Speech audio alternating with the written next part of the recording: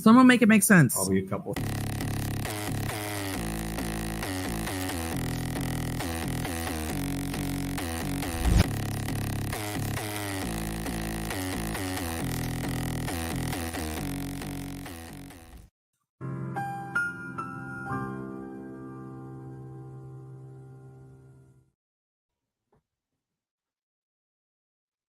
Hello, everybody. Hope you guys can hear me okay. We've been having some severe weather here today, so hopefully everything will be okay. It's not doing anything right now. My brother's actually headed back out to the Midwest to chase some tornadoes. So let me get our music. Oh, actually, before I do the music, funny story today. It wasn't the Kohl's, it was the TJ's, the Trader Joe's. They must have had like a 90s mix going or something like that. So when I got there, it was playing whatchamacallit, Outcast, like Hey Ya, you know, Hey Ya, that song. And then it went straight from that into a really classic oldie but goodie that I hadn't heard in fucking forever. I don't know if you guys remember it, but it's the one, Jennifer Lopez, Waiting for Tonight. Oh, do do do do do do do. Waiting for Tonight. Oh, if you guys remember that one, I was like, this is the best. It was so fun. Tornadoes for everyone. Yay. Party Central. Yeah, and there was another song. I'm so glad that you're watching my brother. That's that, dude. I don't think he ever, like, if you ever have a chance to comment or whatever, like, be like, hey, like, he'll remember you guys. Like, if he saw you on here, like, that's awesome. Hi, shout out to everybody. Love all of you guys. Let me say hi properly here. Super Planner Girl has been catching up on the Saturday night special, and because I got some comments from her this morning, and I think she thought Mark Eiglar did a pretty darn good job. But I'm very happy to see you guys. Today was an exciting day in the world of planet Earth. But yeah, it was a triple header there at the TJ's, and I can't remember the other song. It was another like, Hey Ya, you still hear, but like the Waiting for Tonight is like, yeah, you know, you forget it. That's like a, whatchamacallit, like a I don't know what, you know, it wasn't quite as it's an oldie but a goodie. It wasn't quite as played quite as often as some of the others. But then there was another song that was also like that, and I can't remember what it was now, but it was a blast. So speaking of Poot, you guys. Yeah, Jenny from the block. I have a fun present for you guys. Are you all ready? Oh, this is now when I can get my music going. Hold on. Y'all aren't ready for this. Okay. If somebody wants to try to be ready, somebody put exclamation point Poot in the chat. New present for you guys.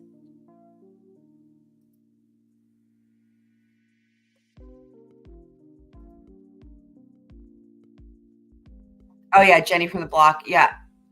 I don't even know. It was like Jenny from the block, and then what was the other one? Oh wait, there's more. The first time I've gotten to see this in action. Oh my God.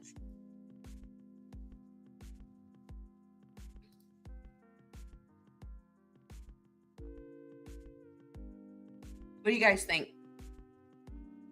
This, by the way, is the very same Poot picture that's on the tractor because he joined the road trip crew. It's the same Poot face.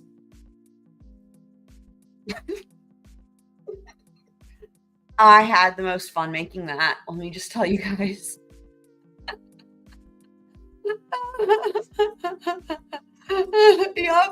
Yep. And it's Pooty time I had a lot of options here. I don't know if it's Pootie time because like it's party time kind of thing. I think Candace is still at work. Yeah. It's I think it's one of those things where it's always gonna be like first time every time. You know, like that's what she said.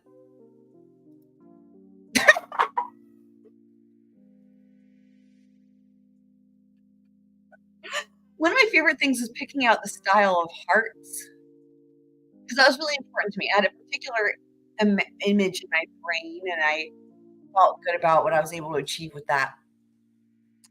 Um, oh yeah, the puppy surprise toy. I always thought that was weird. Did you guys think that toy was weird? That was weird to me. I remember that. Yeah, that was. I'm trying to remember if that was like for kids my age when it came out. It might have been that it was for kids a little bit younger when it came out, but I thought it was weird. I always thought it was weird. I also was not a Barbie girl, Barbie person. I didn't like Barbies. I don't know about you guys. I like actually always hated Barbies. And I've always hated the color pink, but I also never liked, I never did Barbies. It was a puppy pregnant with a bunch of puppies, but it was weird for some reason. It sounds cute in a way, but I didn't like it, which is weird because, you know, I love everything animals. It must have been weird in some way. Like maybe it looks like they're pooping them or something. Like it must have been like, there must have been something weird about it. You know what I mean?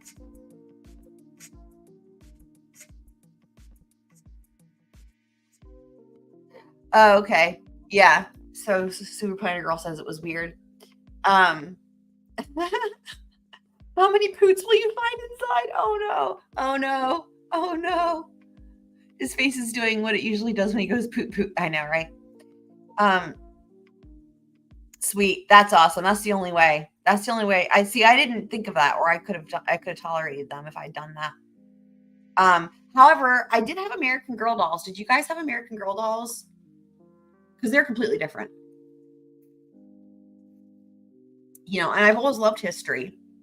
And I loved that there was like an educational element. I had Felicity and Josefina. And I loved Felicity because colonial, and she had the 4-poster bed. I don't know if y'all ever had those, but man, that was my jam growing up. Like every year for Christmas, I wanted, you know, another thing for my American Girl doll. You had Kirsten. Yeah, a lot of my friends all had Kirsten or Abby. Or sorry, Molly. Molly. Yeah, Molly. That was the one. They were the two most popular ones. For whatever reason, no one I knew anyway had Felicity or Josefina except for me. So I'm trying. Who else was there back then? There was was there an Abby? Maybe there was also an Abby, or was it Addie? Maybe it was Addie. Because I think there were 5, the OG 5. So are we talking the creepy kind? What kind of ancient dolls are we talking here? Because like there's like the creepy kind, you know what I mean? Addie, okay, yeah.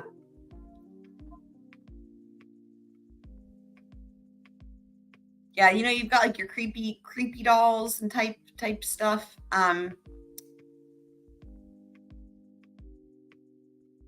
Oh, that reminds me of another episode of Curb Your Enthusiasm. Oh my god, you guys. I always talk about shows people have never seen. Have any of you guys seen Curb Your Enthusiasm? I've probably asked this before, but I don't remember which of you've seen it. No matter what funny story in life, there's always an episode of Curb Your Enthusiasm for that. So let me turn the music off so that I can focus on trying to conjure this story correctly because it deserves my full attention. Larry David is the master.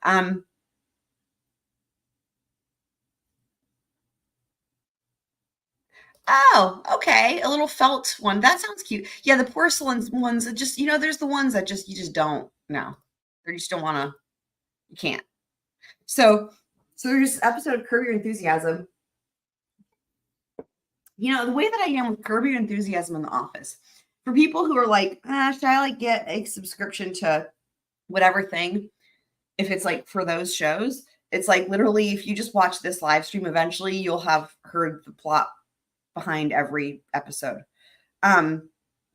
So okay, so this episode of Curb Your Enthusiasm, I think it's one of the first seasons. So oh my god, the thing about Larry David is that he's totally fine with making people really uncomfortable, but these are all like they're all situational, it's situational like dark comedy, but it's all realistic. It's like stuff that could only happen, but would only happen to him type stuff. So like, oh, DSN, we have a new surprise. Does anyone want to show DSN a new surprise? Well, I mean, I also love Modern Family too. Oh, I know she's asking that because the other day I got it confused. No, this is definitely Curb Your Enthusiasm because this would not be allowed on regular TV channels, I don't think. Let me do DSN's. Hang on. Hey, he's got burgers now. Did I see the new one? I saw the new one. Okay, here's what's happening now.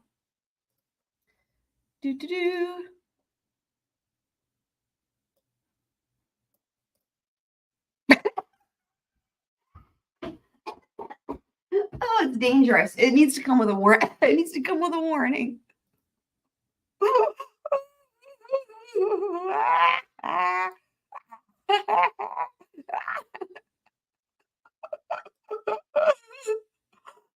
God. I can do it anytime, guys. I can do it anytime, even on a video. I can do it anytime. Like Dr. Seuss, I can do it in a house. I can do it in a mouse. That's not what he said. Whatever he said. See, this is the tribute. Candace says, my friend dated a guy for a year because he had cable and she wanted to watch Curb. Yes, it's that good. It is that good. That is a wise woman right there.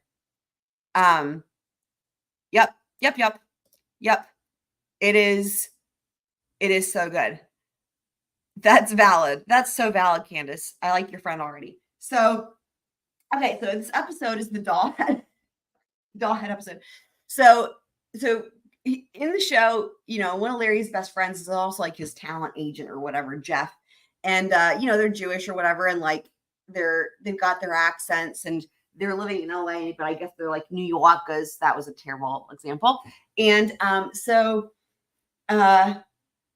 anyway, so Jeff's daughter's got a big doll collection, and they're the creepy type dolls.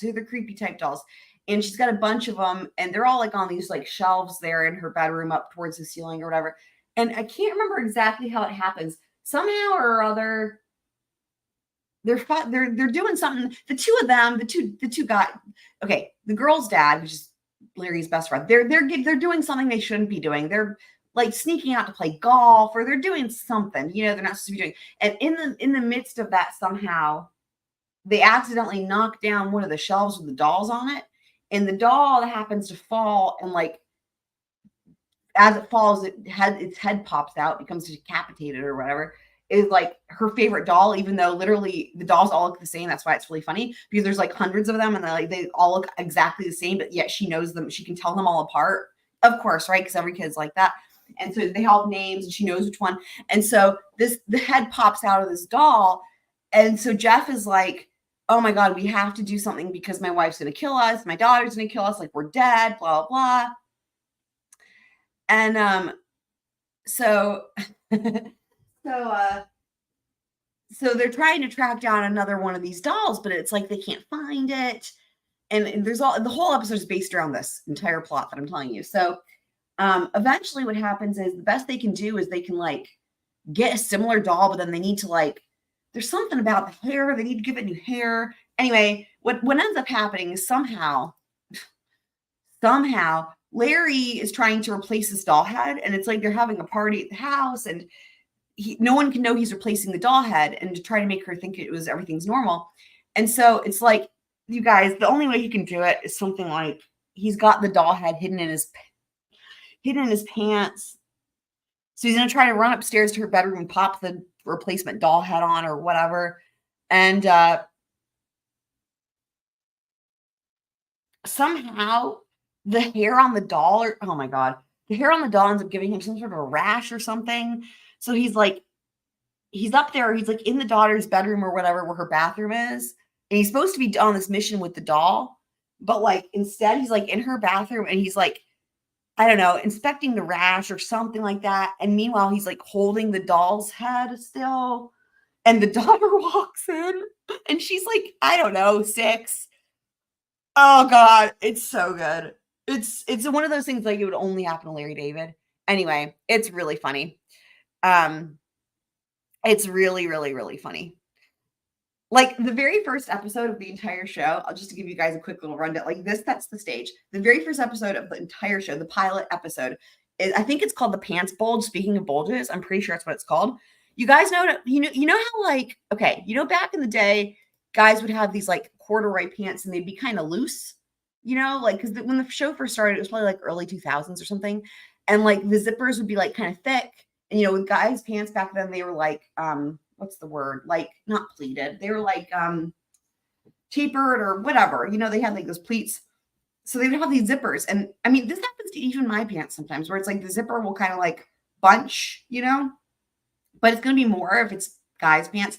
Anyway, the whole first episode is based upon Larry and his wife are supposed to like go to see a movie with one of Cheryl, his wife's friends or whatever. Something, I don't remember exactly what happens. It's like her husband couldn't go or whatever. So the 3 of them go to this movie. And it's like Larry is like sitting next to the friend. And y'all, he's wearing these corduroy pants. And I don't know exactly, I can't recall exactly what happens, but something happens in the movie. And they're all laughing. And then like the friend looks over and then like gestures to Cheryl and like whispers to Cheryl. And then there's this whole thing. And then it's like you find out like the next day, it's like Cheryl's grilling him about why he had this bulge in his pants for no reason. And it's like, did it have to do with the friend? And the friend's like all creeped out. And the entire episode, I'm not even joking, the entire episode is Larry trying to convince them that it was just the zipper because of the corduroy. The zipper does that. I love it. I love it so much. I just love it so much. It's so true. Can't get away from the bulge peeping out from every corner. Facts of life right there. Facts of life. It'll get you every time. Yep. It certainly will. It's the corduroy. Yes. Oh man, there's so many good episodes. Oh my God. I'm telling you. Like, and he has nicknames for every type of thing that annoys him too. Like the people, like he calls it a stop and chat. I can tell you all the things. And it's really funny because these are all things that annoy me. A stop and chat is like, it's like when people are like, they just want to stop by your house unannounced and like hang out, but like they're actually interrupting you. And then there's like the chat and cut or something, which is when this is a good one. This is when you're trying to cut in line, like at a buffet or whatever. That like this is when he uses it in the show. Like it's at a buffet. There's like a really, really, really, really, really long line, and so you're like, and you see it in the show. It's fucking hilarious. And it's like some dude comes up and is like walks up to the front of the line and like starts chatting with somebody. Dude, this is Larry David for you. Okay, so in the show, it's like starts chatting. She's like trying to chat with somebody, and the dude or whoever it is that they're trying to chat to is like looking at them like they're crazy. And Larry David literally confronts them and is like, "Hey, I see what you're doing here." And he's like, what am I doing? And I'm like, "I see that. That's the chat and cut." And he's like, "What?" He's like, "That person doesn't know you." And then he's like, "Yeah, we're all friends." And so then he's like, excuse me, and goes to the person who the person pretended to know. "Excuse me," taps him on the shoulder, like, do you know this person? And they're like, "Well," and then the person who cuts the line is like, "See, I told you we know each other." And then the person's like, "No, I don't know you." Y'all, I love it. And then Larry just like pitches a fit and is like, "Get to the back of the line. Get to the back of the line." Oh my God, I'm dying. And then there's like the phone call cutoff. It's like, is it 10 or is it 10:30? When is it too late to call? The list goes on. It's so fucking funny, y'all. Anyway, okay. Oh yeah, come and go. Is that you guys have those out there? I wish we had that here.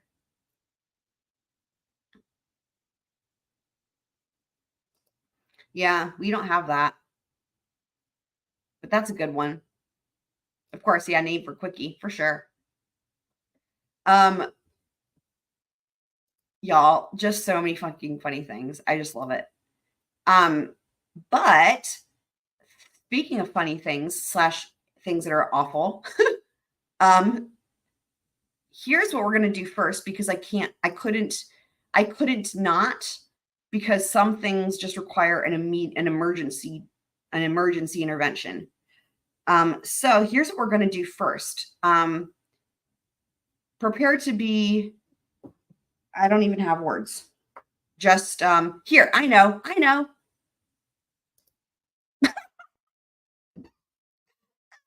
It's all okay. It's all okay. Everything will be okay. All right, let's do this.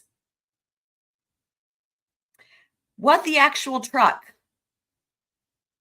Boston edition. You guys probably see where this is going. Did you ever write a report about your involvement on the day at the scene? No, I did not. Okay. So that's not documented, at least by you, that's not documented anywhere. I mean, there's video. Did you take notes when you were at the scene? No. Did you go back to the station and memorialize your findings and your conduct at the scene by taking notes back at the station? No, I did not. You Why? have no notes and no report about anything that happened This makes at no sense. Fairview Nothing on the makes 29th. Nothing. Not makes myself, no. You're pretty high up in the ranks. Uh-huh. You reported to whom? At that time, I reported to the deputy chief of police. Right, either the deputy chief or the chief. You Correct. reported to the chief Did of police. either the deputy chief or the chief instruct you, Lieutenant, don't worry about writing a report in this case? No, they never said anything like that. You would agree that Writing reports is an one essential thing to function of your fucking respond job. to a scene. Yeah, Super Planner Girl's asking, is this from the Karen Reed trial? Here's the thing. It's like, as y'all know, I didn't, whatever. It's Code Red. Yes, exactly. So Wifey finally learned, because she was asking me about Code Red. That's going to be in this clip as well. So the thing about this trial is that it's like, you can know nothing about the trial, or you can have followed some of it like I have since it started. Like, literally, it's like, if I get a chance, I'm like, oh, I wonder what's happening in the trial. And wherever I happen to turn it on, it's the worst thing you've ever heard in your life. And you don't need to know anything. Like, literally, like, yes, this is the Karen Reed trial, but what you're going to hear actually is like, doesn't even have anything to do really with facts of the case. It's like kindergartners playing detective at school would do more than this. This is an atrocity that is unmatched and is hard to have words for. It is beyond. It is beyond. You don't have to know anything. Trust me. You are gonna. I don't know. This is going to go down in history. I don't even It's know. another thing to actually gather evidence at a scene, That's correct. especially a scene where it's at that time, a potential Thank God I have homicide donuts. of a police officer. That's correct. That's right. Poot rolled. That's right. Poot rolled. And yet you did nothing. Just wait. Part of the reason for annotating, memorializing exactly what evidence is recovered is so you can relay that to other officers, correct? Correct. So for instance, in your direct examination just a few minutes ago, you said that you went back to the scene at one point. What was the date where the drone was considered? February 1st. You go back to the scene on February 1st. That's 3 full days after the event, correct? That is correct. After the incident. And you said, I directed them to where John O'Keefe's body was found, correct? Yeah, I showed him. Yes. You were actively But involved in this you never saw investigation. John O'Keefe's body, did you? That's correct. Okay, so you were giving them information that about which you had no personal knowledge, correct? I had knowledge from other officers. I did not see John O'Keefe at the scene. He was transported to the hospital. That is correct. Yes. Right. So you couldn't determine exactly how he was positioned, right? Not precisely. From head to toe, right? Not precisely. Where his arms or his hands were. That is correct. Yes. He's a 6'2" man, correct? I don't know. You don't even know that? I don't know his size now. If I told you that Oh my God. he's over 6 feet tall, would you have any quarrel with that? He's like, I don't know. If Mr. Lally told me, I would take it as fact. Hang on just a sec. Super Planner Girl. I'm not going to answer that question yet. I'm going to wait until we finish this clip, and I'm going to let you might have different thoughts. I don't think I even will need to answer. I don't think I'll even need to answer this in very shortly here. Let me rewind it just a sec. This is with that. He's like, I don't know. If Mr. Lally told me, I would take it as fact. what? If the prosecution told me I'd believe them, I don't believe you. Sorry, I should actually clarify. Remember how I said I was at the TJ's, the Trader Joe's? I also went to Harris Teeter, which is the other grocery store I go to, and I also am suckling at the tea. That's what was. That's where I was. That's what I was doing when this was happening live. And I had my cell phone. I'll just set the stage here. I had my cell phone. Like, you know, I have it in the car where it's Bluetooth. I couldn't, like, I actually had my phone out in the grocery store, out of my purse, up to my ear, so I could listen as I was trying to do grocery shopping with one hand, so I could continue listening. And I will tell you that I screamed out loud probably 15 times in the grocery store, like screamed, cursed, or sometimes laughed. And people were probably like, what is wrong with her? But it was like, it wasn't you, it surprises you. Even when you expect the worst, it's like, it still surprises you. Oh, I'm just going to let the roast That's happen. correct. Good luck. So Good luck, you were sir. giving them, and the details matter in a case like this. Any investigation, the details matter. Sure they do. Accuracy is vital in a homicide investigation, correct? Correct. You did find some blood droplets. We saw it on the screen, correct? Correct. You also found part of a drinking glass, correct? That is correct. You're aware of what cross coordinates are in measuring a crime scene, correct? Yes. You take a number of inches, maybe even down to Wait. meters and millimeters if you use that Y'all. instead of inches, using meters, right? Look at his face. Yeah, we don't employ that process. You don't So you would measure. employ They a don't process measure. where you could You don't measure measure. something from a known item, What? north, south, east, or west, This and is then the measure lieutenant. Yeah, you another don't- known you don't item measure. and have Cool. an exact cross point of where that's We don't typically exercise Oh, in my that God. in our Oh investigative my unit. God. You knew how to do that, though. Yes. I mean, you'd been trained on how to. No, we don't. We just eyeball it. Sir, you're finding yourself right up there with coroner armpits right Here now. it is. Do that. Yes. But you You didn't had her employ mind? that technique here. No. So the me play glass, that where the again. glass was found, That was originally when I was like, oh my God, I'm going to have to make a clip. Let me play that part again because I love it. And you know what? Like I always say, I love it how every day somebody on LawTube refers to Murdaugh. It warms my heart. that technique here. No. So the glass, where the glass was found, No it's idea. sort of an estimate. Sure. Yes. Okay. And where the blood was found, that's kind of an estimate also. Yeah, we would guess that would be where his body was. Yes. Okay. It's a You guess. just used the word Right. guess. It's a guess. Right. In terms of recovering those blood spots, I'll get back to that in I'm a sorry. second. But in I'm terms sorry. of recovering those, I have to hear that again. And you know, I keep asking myself, I know that there's, you know, I was never part of it, thank God, but I know there's like people that are fighting. I was thinking about this today as I was making a salad, and I was like, I literally don't understand. The only thing I can say is these people must be, no offense, but whatever, like this must be like flat earthers or like people that are Holocaust deniers, people that literally just almost just want to believe the opposite of anything that's in reality. That's the only thing that makes any type of sense to me. blood spots, you I just indicated that you used temporary. I have Where to his just body was. Yes. a second because it's too good. With coroner armpits right Here we now. go. Hold on. Yes. But you didn't. Eyeball it. Here we go. Sir, you're finding yourself right up there with coroner armpits right now. Do that. Yes. But you didn't employ that technique here. No. So the glass, where the glass was found, No it's idea. sort of an estimate.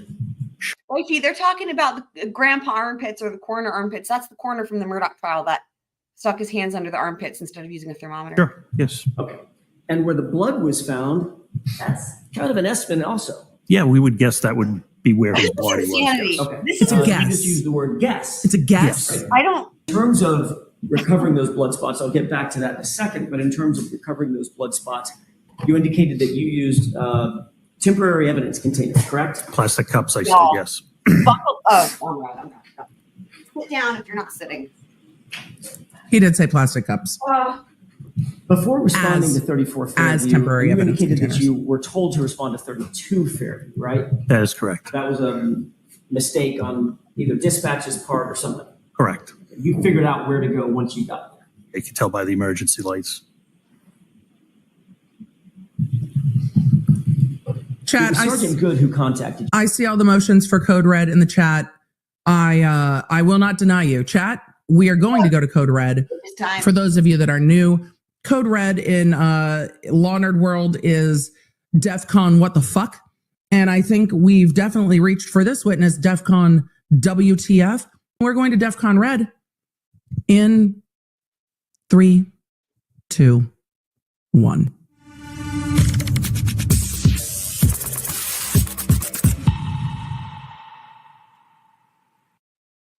Let's return to the fuckery in court. You also contacted Brian Albert's neighbor, a gentleman by the name of Tom Keller, correct? That is correct. And you wanted to let him know that you were responding over to the scene. Yes, he was the lieutenant in charge of detectives at the time. Lieutenant in charge of detectives and also Neighbor? the man who lived directly across the street Neighbor? from Brian Albert, correct? I would say there's 2 property lines he's directly across neighbor. from, 32 Oh, and 34. Oh, my God. But yes, that vicinity. Okay. It's a neighbor. Is Oh my there a God. reason that you didn't contact Chief Berkowitz on that day to let him know where you were responding? Why did you pick Deputy Chief Keller? Because that would be my next call. Like I said, he is the lieutenant in charge of detectives at the time. We were responding to a possible crime scene, a possible unattended death. He would be my call. The normal chain of command. Correct. Okay. That you knew at the time that Chief Berkowitz was actually out on leave, having been injured on duty in some way. I don't recall that. Chief Berkowitz is always present. Not only did you respond to the scene, but you were tasked by one of your superiors, or you, as the ranking officer on the. I guess I should ask this first. Forgive me. Were you the ranking officer on scene when you arrived? Yes, sir, I was. So either having been tasked by one of your superiors, or because you were the ranking officer on scene, did you take over the coordination of the preservation of that crime scene? Yes, I did. And you didn't write a report? So others were sort of answering to you. Correct. But you didn't write a You report. indicated that you had You're the ranking never officer, preserved a crime scene in the snow before. and you never wrote a report. 30 years plus, and your policing experiences here in the Boston area, Correct. snow's a lot. Sure. In 30 plus years, you've never processed a crime scene in the snow? No, I have not. That, I'm sorry. What exactly? Did you guys hear that? He's going to come back to the quote unquote plastic evidence collectors. You guys, this is when it gets the word. This will be famous. This I think it might already be famous. But that, did you guys hear that? Hold on. Let me just rewind that a smidge. That is, I'm sorry, but what?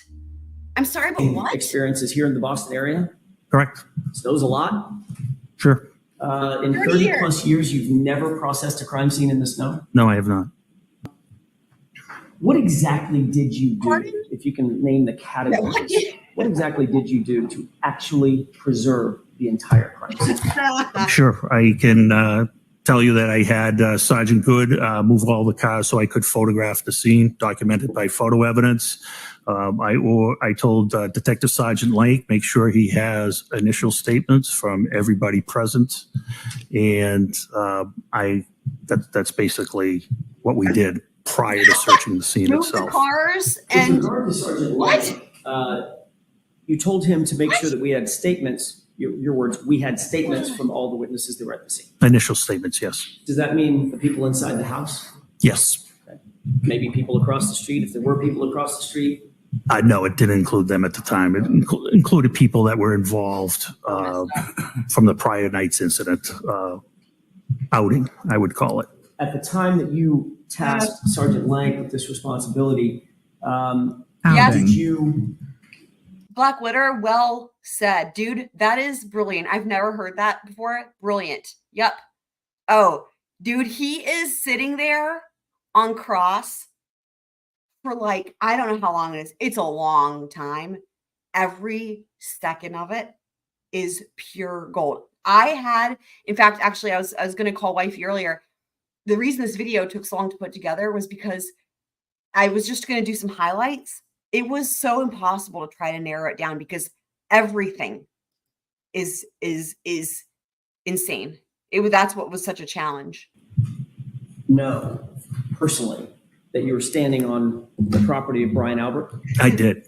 Did you also know that Sergeant Lank had an ongoing and a long time relationship with the Albert family? Objection. Did you know that? I know he knew them. I think God. you're mischaracterizing the relationship. Did you see a problem with having somebody who knew the parties taking the initial statements from those parties? Not at all. Sergeant Lank, no issue at all. Not in your mind. Not in my mind. Were you aware that before you got to the location, that Sergeant Lank had taken it upon himself to already make contact with the individuals in the house? Objection. He did what? Lieutenant, just before we went to sidebar, I'd asked a quick question. Were you? I'm just pausing it real quick. So Runkle's, because he's still a practicing attorney. He's fucking funny as shit. I love Runkle. So Runkle has been doing, he is recapping every day of the trial, but sometimes it's like 2 days at once. So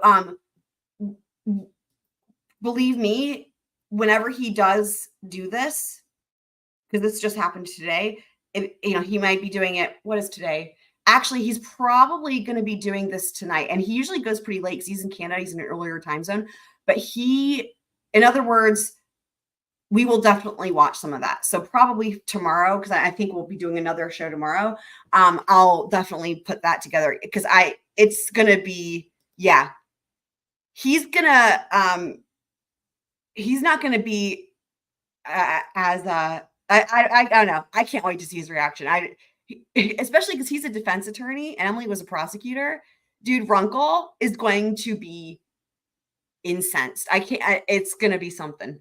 But we haven't even gotten to the worst part yet. Aware at the time that you tasked Sergeant Lank to go talk to the folks inside the house that he had already gone into the house to talk to them? Yes, I did. Huh. You indicated that one of the reasons, I'd like to move back. I'm bouncing around a little bit. I apologize. I understand. So One the of defense things is you talked about was the preservation of the crime. defense is clear that Lank went into the house to take initial statements before they went back in together. Scene That's a and the lie. lack thereof because of the inclement conditions. Correct. There was wind blowing from all directions. Yes. There was snow falling. Yes. It was icy cold out. Yes. There was already snow accumulated on the ground, about 4 inches, you said. At least it was different spots because of the wind drifts. Wouldn't that be even more of a reason in a potential homicide investigation to Sorry. adequately preserve the scene as best you possibly could? Of So course. bad. Who was it that told you specifically where John O'Keefe's body was? I don't recall specifically. I don't believe Sergeant Good did, to my knowledge. I believe John O'Keefe may have been in the ambulance at that time. So it's a game of telephone. John O'Keefe, No one- I'm sorry, I got a little confused. John O'Keefe may have been in the ambulance at which time? It's a game of when telephone. some of the officers arrived. So if that So the off. Okay, I know I'm going to try to make sure I can clarify so that's not as crazy if who's talking, but I just paused it real quick to say that for anyone who doesn't know, John O'Keefe is the victim. So what they're talking about is how did he know where the body was because he didn't actually see the body, and how he found out was from someone else who found out from someone else who found out from someone else. And of course, no one measured. So it's really anyone's guess as to where the body was. Officers that told you where the victim was didn't see the victim there. So we're going with like multiple levels of telephone as to where the victim was. then they wouldn't have any personal knowledge of where John O'Keefe's body was. Oh gosh. Not to your precise locations, It yes. gets worse. Have you ever used a leaf blower in Oh, a God. crime scene preservation effort? First time. First time. Uh, And you indicated your testimony was temporary evidence containers. you guys, okay. So the leaf blower, they borrowed a leaf blower from a neighbor to blow the snow around. But hold on, let me back it up just a second. We're about to get to one of the worst parts. Temporary evidence containers to collect that blood, correct? That's what he We said. utilized cups, plastic cups. Those were red Solo cups, right? That's correct. The same kind of red Solo cup you drink beer out of at a barbecue? Yeah, sure, you could. Objection, Your Honor. Strike. I'll allow it. There's nothing special about the red Solo cup? Other than their plastic, Guys. nothing special. So in other words, you got the, to use your words, the evidence containers Evident. from a neighbor. Correct. He had some Solo cups in his house. This is We asked him if he. You went to the neighbor's house. No one came out. You went to the neighbor's house and were like, hey, Lieutenant Keller. Yep. So there's a DB in the lawn across the street. He's been transported. How? It seems that there may be some blood in the snow. That's not going to unfreeze because we're in the middle of a blizzard. But you know what would be great? If you could hand me some red Solo cups to collect that evidence in. That would be fantastic. Go to the neighbor's house and ask for red Solo cups. Got Sure. any plastic containers, Oh my God. any type of plastic container that we could utilize. How far were you from Kenton PD? It's worse. From 34 Fairview to Kenton PD? Give me an idea. Mile and a half. So even in really mile. bad weather, A mile. 4 minutes, 5 minutes, is that right? To drive? Sure. And you don't go back? You didn't go back to Kenton PD to get actual evidence containers, correct? We wouldn't have temporary plastic containers that what we were looking for. Do you think it's standard practice for a police Why? department to borrow red Solo cups from a neighbor to gather evidence? Objection. You can go ahead and answer that, Lieutenant. Of course not. Were you the one that found the drinking glass? I was operating the leaf blower and uncovered the glass, yes. So you were the first one, well, I guess you couldn't tell me if you're the first one, but you noticed it pretty quick. I wouldn't say it was quick, but we uncovered it. Okay. And you didn't see a hat anywhere else? No. You didn't see any bright red taillight? Yeah, Blackwater's asking if they were all drunk. Actually, one of the people that takes a stand after him, again, I was like making my salad and I was listening to it, but it's either the next guy after him, maybe, that I'm sure we'll probably watch some clips of it, but it does sound like from the questioning, and they didn't kind of get to finish it. I think it's going to be finished tomorrow because like they're doing voir dire. It does sound like one of the detectives that they keep talking about might actually have been drunk. So, and I didn't add this in the video, but somebody in on Emily's stream, like, I heard her read a super chat or whatever, or I don't know if it was a super chat, a comment, but I heard her read it. And she said that if someone in the chat had said that their dad worked for Solo Cups for 20 years, and that he said that the factory is so filthy that he will never, ever drink out of one of those cups. And they used it as, quote, temporary evidence collectors. Material anywhere else? I did not. You did not see any clear taillight material? I did. Material. I did not. You did not see any black plastic material? No. You certainly didn't see 45 pieces of plastic material? I did not. There it is. If you had found a broken glass, if you find a broken glass on somebody's yard in a Now we're getting to where there's an overlap with Murdaugh, okay? Because of this is where we're getting into the corruption and the entitlement. situation like this, did that seem out of place to you? They were coming from a bar. It didn't seem totally out of place, no. At the time that you found the broken glass, would you rationally think, well, maybe the rest of this glass is inside the residence? No. You did not think that? No, there was reason that I didn't think that. Did you think that? He's not let me gonna you ask. this. Did you ever go inside the I don't know if house the to prosecutor search will. for the other part of the glass? Absolutely not. Why? Because you made up your mind initially where that glass came from. Objection. You can answer that, sir. That's a fair what he wants to question. know. No. Did you search the house for any other matching glasses? No. Matter of fact, you didn't search the house for any physical items, did you? Of course not. Of course That because not. that house belongs to the police. Of course not. Oh, that roast incoming. You never searched the house for any evidence when there is a dead human on the lawn. Is that because that house belonged to a Boston police officer? No, it's because it requires probable cause, as you know, which we did not have. Or at least you didn't think you had at that time. We knew we didn't have it. Did you seek it from a judge? I'm familiar with what probable cause is. Did you seek a probable cause warrant from a judge? No, I did not. Right. Hold on. We're going to listen to a little, just the snippet of this again. You guys. So was there more than one drunk person, DSN? Because I feel like there was talk of Link or whatever. However, I've heard his name I've heard that name said in every type of way. I don't actually know how to pronounce it. I think the spelling is Link, but I really don't know. But was there more than one drunk person there? Because it sounded like, right, the ATF guy, but I thought there was talk of that Link dude being drunk. Objection. You can answer that, sir. That's a fair question. No. Did you search the house for any other matching glasses? No, no. Matter of fact, you didn't search the house for any physical items, did you? Of course not. Of course Because not. that house belongs to the police. Of course not. Oh, that roast incoming. You never searched the house for any evidence when there is a dead human on the lawn. Is that because that house belonged to a Boston police officer? No, it's because it requires probable cause, as you know, which we did not have. Or at least you didn't think you had at that time. We knew we didn't have it. Did you seek it from a judge? I'm familiar with what probable cause is. Did you seek a probable cause warrant from a judge? No, I did not. Right.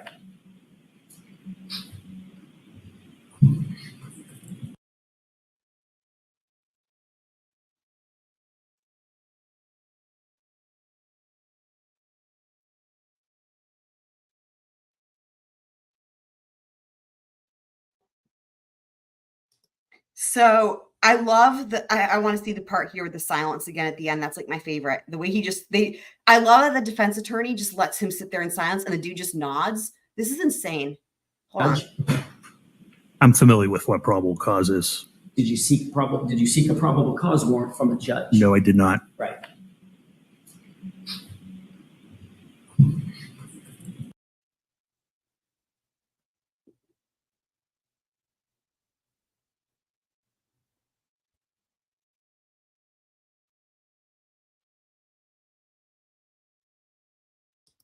Wow, DSN, this is makes me sad. I know that there were people like that. I don't understand it, but I don't. I mean, yeah, like my thought, like super planner girl. I'm wondering. So remember how you were asking like my thoughts? Like, how do you like? What do you think? Like, this was just a snippet. Like my thought listening to this is, how are these people not? Well, first of all, like okay, so I did see like some of the comments that like came up on Emily's because she pulls them up or she'll read them. People are like, when are the Alberts getting arrested? So that's the type of people watching on Emily's are like, they see what I see, which is like the wrong people are on trial. People are like asking, when are the Alberts getting arrested? And when is this dude get like, where is like, why are we here? And when are we going to be doing the right trial for the right people? Like, so, I mean, I can't wrap my head around that, what you're discussing. I mean, I had heard of it. I still just, it blows. I don't understand. And is that a STF? I just can't. Are they watching the same trial? I just don't understand. I just don't, because they seem like how I can't fathom any group of people on the planet, even if they don't speak English, watching any portion of this trial so far, knowing nothing ahead of time like I did, and not being enraged that this is an atrocity and an embarrassment to the justice system. And that's an understatement. It's an understatement. It is. And I'm actually realizing in my mind, I'm like thinking in my mind, I'm like, oh, I wonder if this means this, because again, I don't know anything about going into it. And I haven't watched all of it. I've watched a good portion of it, but like, I mean, there's clearly he was murdered, and like, it's like there's a lot of layers to this, but it has to do with these dynamics within law enforcement in this small town, and like, you know, really on STS, that's really disappointing. I hate that. I can't. I can't. It's shocking, right, guys? I mean, y'all know we're all STSers. Like, that's shocking to me. I'm glad. I'm just glad that I'm sorry, DSM, that that's your experience. And I'm glad that I have not ever once even opened that chat. I've just never clicked. And I never, because you know what? It'll be depressing for me. It would literally depress me because I know I would probably see people that are friends, you know, STS friends that I love. And I don't know that I would ever be able to think of them. I mean, I don't want to say it like that. That sounds terrible, but it would be depressing. It would be depressing for like the group of people, number of people as a whole, but it would be depressing to make it even worse on an individual level with each person who I love and feel like I'm friends with. And then, you know, so were you watching it there, Ecuador on Friday, like with STS? Yeah. I mean, I guess DSM would know if these are normal STSers or not, right? Are these people that we know, or are these like random people? I don't know what that means. Cocksure. I don't know what that means. Are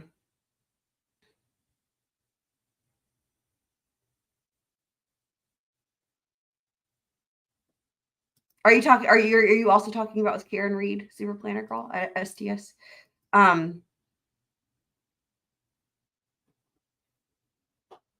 Yeah, I mean, you know, I'm trying to go back and forth between Chad Daybell, which, you know, of course, if I'm watching that, I usually pop into the chat on STS. Of course, that's a completely different situation. And then listen to this, and I'm just listening to EDB do it because obviously, and popping back and forth, following both of those while I'm doing all my other things.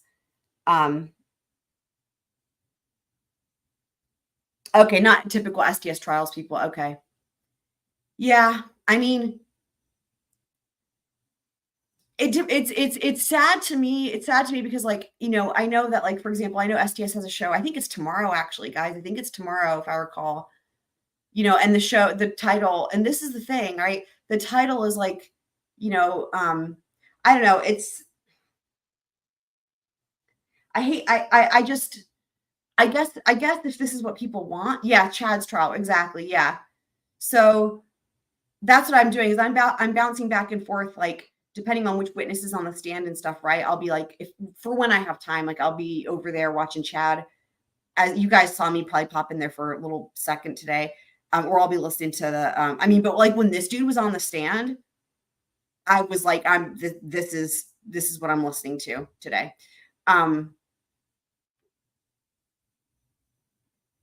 Yeah, and the thing is like I said, like Runkle is doing those recaps, and then also what you can do is if you do like Replay Crew, I don't know if you watch EDB ever, DSM, but like Replay Crew, I've learned a lot from her because she gets timestamps up immediately, and she does it for the Replay Crew, you know, and so like it's really great because you can, you know, you can really kind of. It's not quite as maybe expeditious as the way that like when I make a video, you know, where I cut out every bit of silence, but still you can watch things on 1.5 times speed or 2 times speed or whatever, 1.25 speed, and you can obviously skip to certain sections. So like when I watch anything live, if I finish something on replay, I just go to the parts where I'm like, oh, I didn't see that, you know? But yeah, and I can say for a fact too, because been watching Runkle's recaps too. There's no toxicity in that, like, same with Lawyer, you know, I don't think there's toxicity there. I know he's been doing some recaps.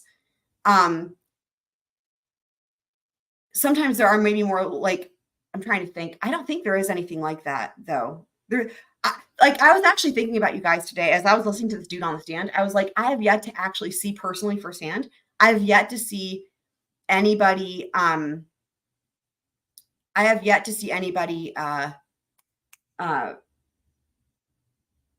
Or hear anybody or hear a comment read from anybody that like Karen Reed did it. I've yet to hear it. I know it exists, but I've yet to hear it. But I think that's because of the places where I've been watching it or listening to it, right?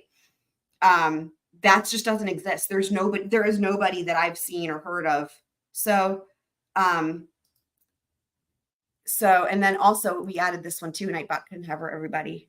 Fuck everybody. Yeah. So then you can not have the toxicity, which is good.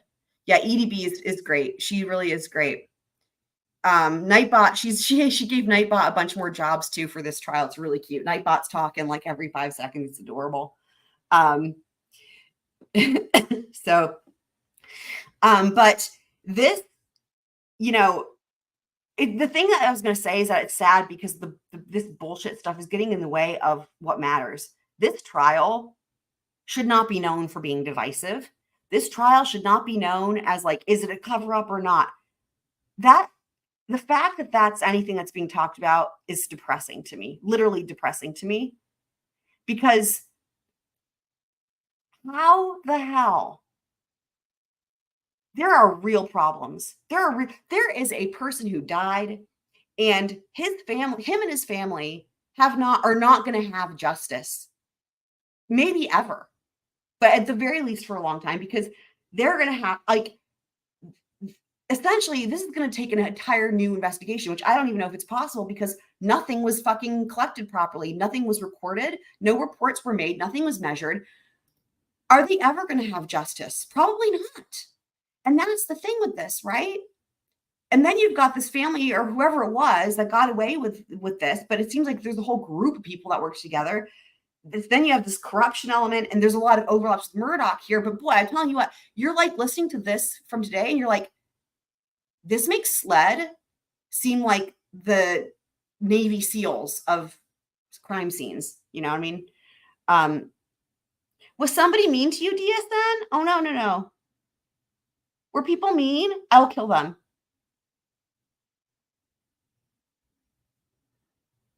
I will kill them. Was anyone mean to you, DSN?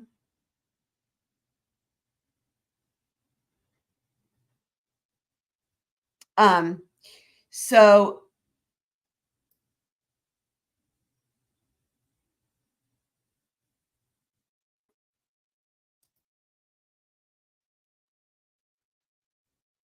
that's okay. I tell you what, dude, DSN, I would have a hard time. And I was thinking about that today as I was thinking about you guys, and I was thinking how like, wait, you got blocked, DSN? From where?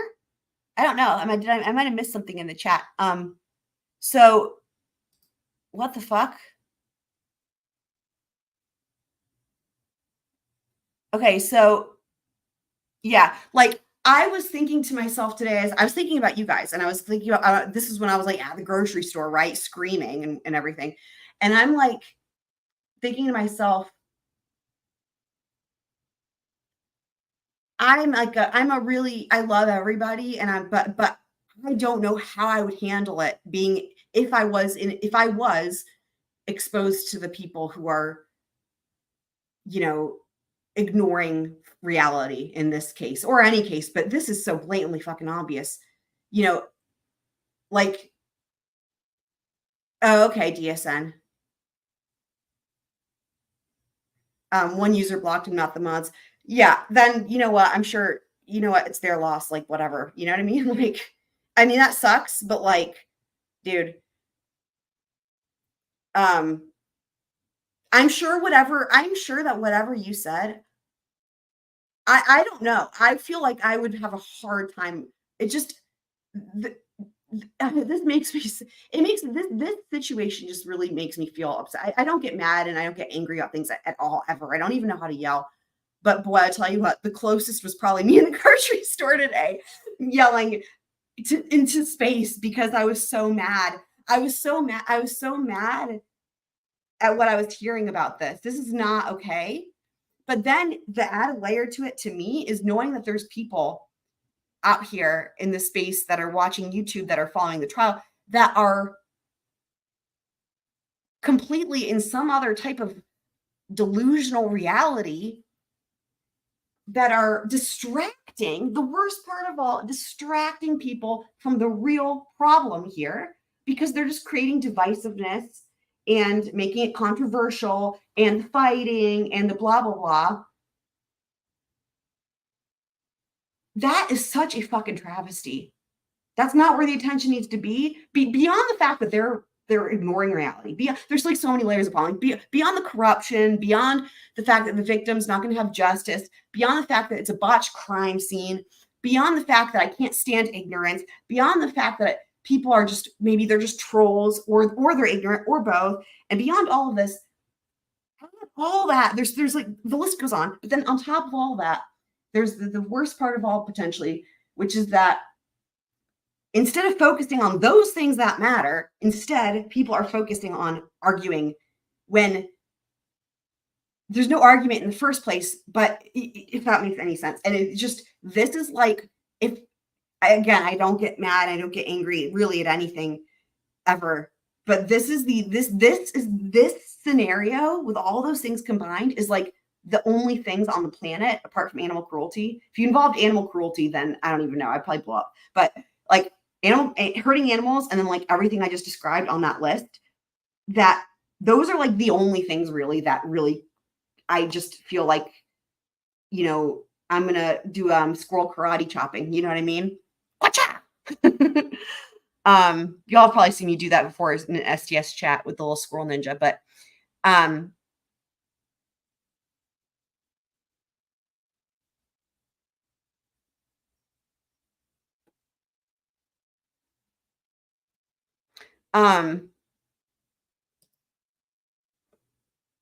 yeah, I don't even know what Melanie Little's position is. I'm not watching her or whatever. I've seen her a handful of times on some things, but yeah, I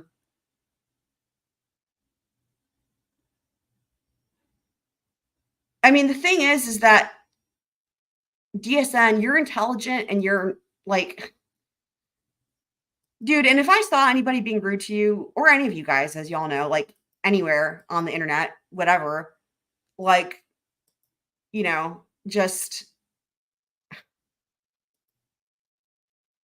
unleash the squirrel ninja. Like, I just can't, you know, I couldn't take it.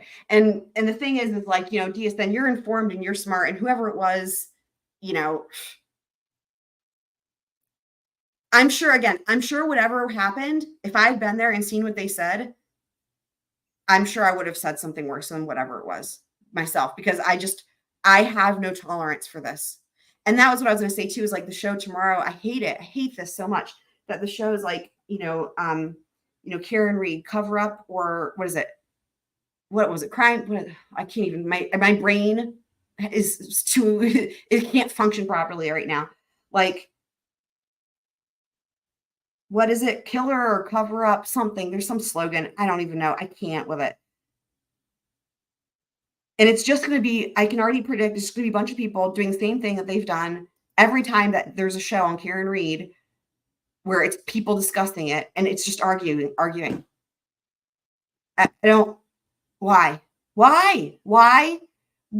is that energy not being put into figuring out where are the Albertsons right now, or whatever the fuck they're called? Like, where are they? What are they doing? Why are they not in jail? Why are they not being investigated?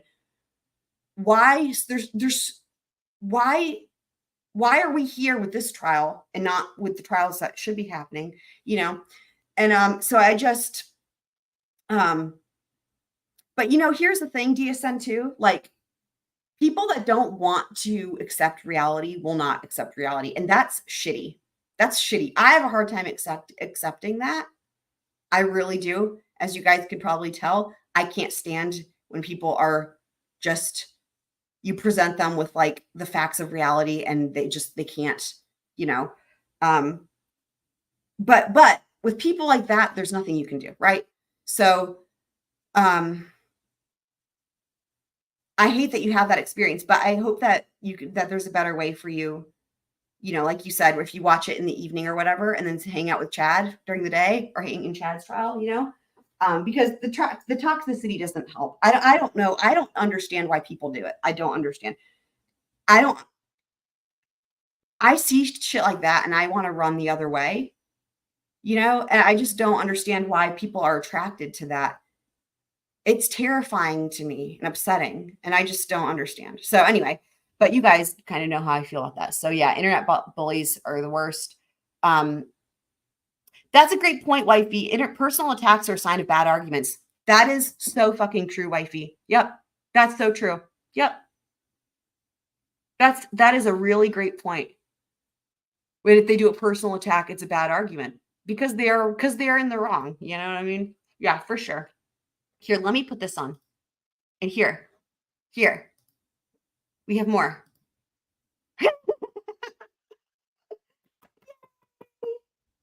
Yay. Wait. It's a house. There's a chicken.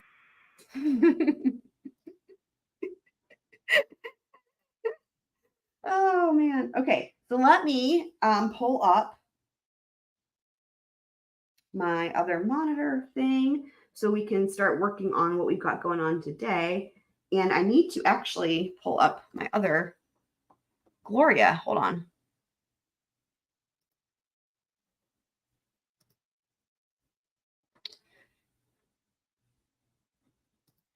Yeah, and the thing too, guys, honestly, I tell you what, I'm going to be eating these words probably. Okay, I'm going to say something, but I don't actually mean it, but I'm going to say it.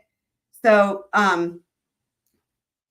like, or hearing what I was hearing today, I was like thinking to myself, I almost wish I was covering this trial. Now, I would have obviously done it the way that my role models on LawTube are, which is, as they say, cold, knowing nothing about it, right? But here's why I say that. Because this, again, speaks to me of issues that need fixing. That's what this trial speaks to me. This is a lot of injustice, and I care about justice. I care about justice for the victim, the victim's families. I care about justice for the people that actually did the crime, you know, and then the justice system. And the other thing is because there's these overlaps that it has with Murdaugh, right? I keep hearing his testimony and I'm like, oh my God. It's like, in a lot of ways, it's worse. It's that, like, I would say the corruption, you know, because they you know, like, at least in Alex's case, he actually did do it and they got him, right? Like, they couldn't, but South Carolina put down, like, they put their foot down. That's what it came down to, right? They put their foot down and they said no more. Thank God. I mean, that's the thing. And that's the feeling that I get about this Karen Reed trial. Is like, there needs to be, people should be outraged. People should be outraged. I'm outraged for it. I'm outraged over it, really.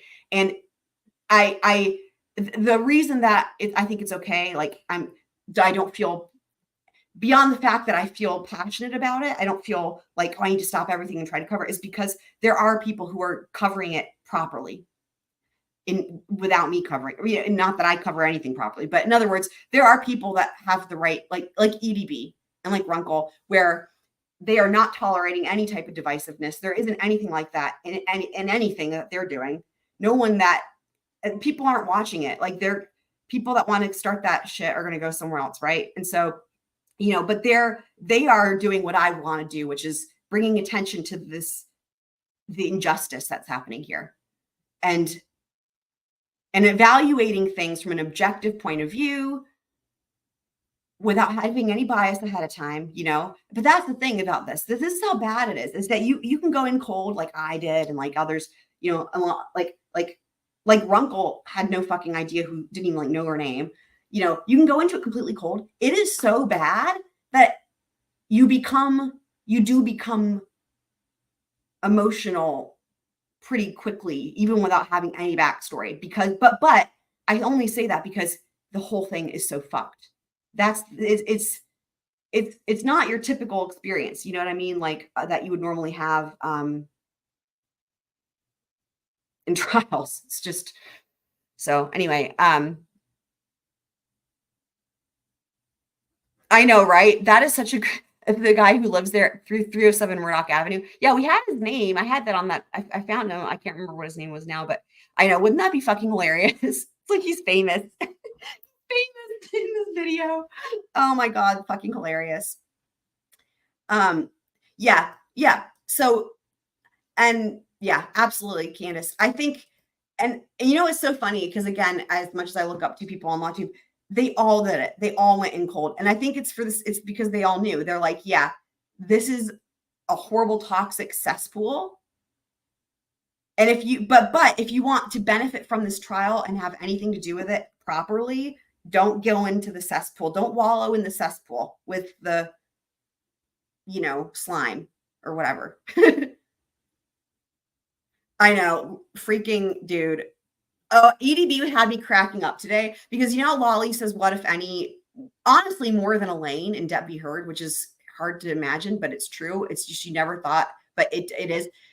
It's to the point where I'm just like putting him on mute. Well, I think it was today, yeah, because so he was talking to somebody. I think it was that same lieutenant dude, and he's like, "What if any? What if any?" And then I swear to God, and then he goes, "Who, if anyone?" And EDB pauses the stream and like slams down her notebook because she's all taking it. She like slams down her notebook, slam, big slam sound. And she goes, "So now we have what if any's cousin? Who, if anyone?" I died. I see where you're going with the Irish connection because I know that's a thing, but I think it's hillbillies. I know that this dude served on the National Guard or whatever. However, having said that, the Irish connection would make sense because of the flag too, right? I didn't even think about that. The flag, the Bonnie Blue flag or what have you. So, okay. Let me pull up. What are we doing first here? We're doing this document. And we're actually, wait, didn't I pull up? Oh, yeah. Here it is. Okay. So let me move this over to my other screen. I have found so many documents, you guys. I did a lot of that this morning too while I was listening to the trial. I'm finding all the things I wanted to find. Y'all, there's so much. We don't know. Here's one thing I'm learning. I'm learning that we don't actually know anything about the depths of this case at all with Murdaugh, even though we know more than most people on the planet. I mean, we know a lot, right? I would say. I feel comfortable saying that. There's so much more. We don't, it's kind of wild, actually. Let me share my screen.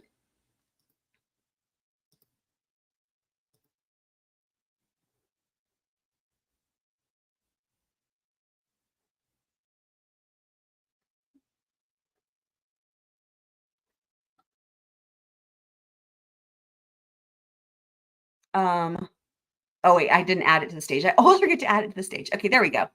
I was like, why is it not showing up? So, okay. Yeah, so there's just like a lot of documents. There's just like a lot of stuff. So, okay. But it's really interesting. There's just a lot to go through and it's really fun seeing all the indictments and shit for Alex. Like I found places where you can find all the federal and the state, and he's just getting charged with one thing after another, and it's very satisfying. So this document here, let me pull my mouse over. So this is the one we went over last time. If you guys remember this, how could you forget, right? I know you might have not seen it last time, Blackwater, but this was the very memorable. So, and I've also, remember how last time I was talking about the filing system and how I was like, this is such a fucking utter disaster. Like, because everything is labeled differently when you download the files. Some of them are just numbers. Some of them are just a word. I mean, and none of the files have the date. I revamped my system. Let me see if I can show you guys. This was a whole project and I'm not even done, but I've done parts of it. I've started with the documents I'll need sooner, but I've had to go through. You see how you've got the blue print on the side of the document? It'll have the date up there on these court documents. So what I've done, I'm going to show y'all here. Because this was a whole thing. This was like what I did after that video premiered this morning. Let me pull this over here. Okay, so check it. So I'm not done yet, like I said, but I've gone through and I'm started organizing everything by date in chronological order. So, but I'm having to type that in because they don't download like that. So you guys, because this is just some of it. I've still got a whole other folder of ones to do. But anyway, that's what I started doing this morning. So, okay. And so we went over this document last time. So I just have it pulled up in case we need to refer to it. But we need to start on the next one, which is here. Okay, so that was on September 15th. This was the document from last time where Bland got involved and the Satterfields file the lawsuit. September 15th, 2021. Again, this is right after the side of the road because I think that context is just so wild to think about. So now here we are. We're on September 27th, 2021. So this is the next filing we have. So, all right, priority matter with oral argument and testimony under oath requested. So we're still here. The same. Everything else is the same here in our caption. Okay, notice of motion and motion for civil detention. So this actually really matters because you guys remember what happened to him?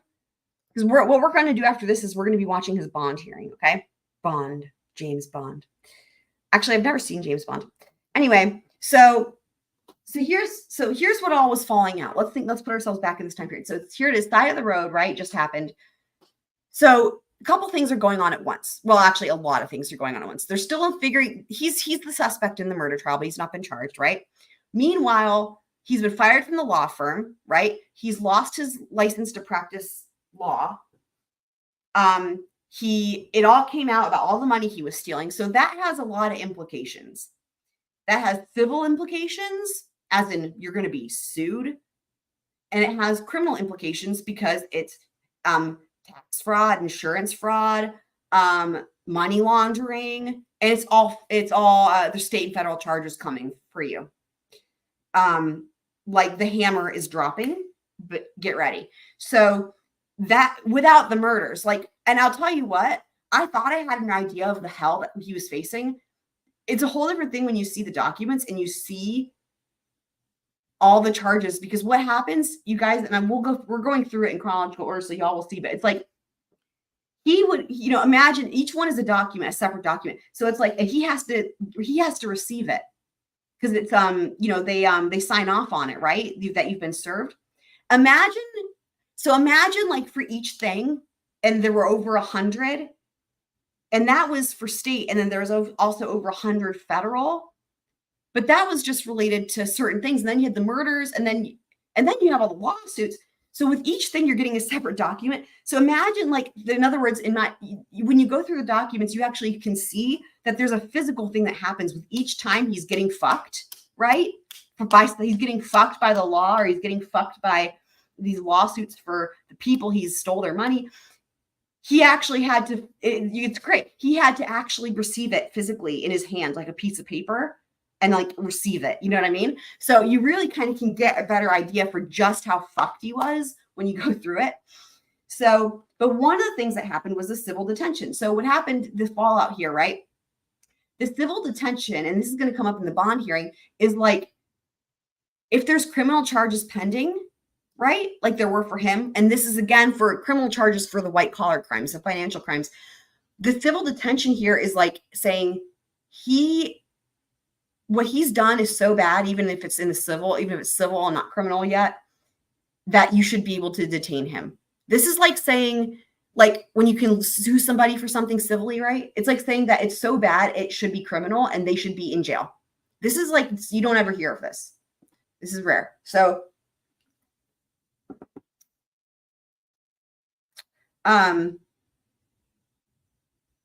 okay.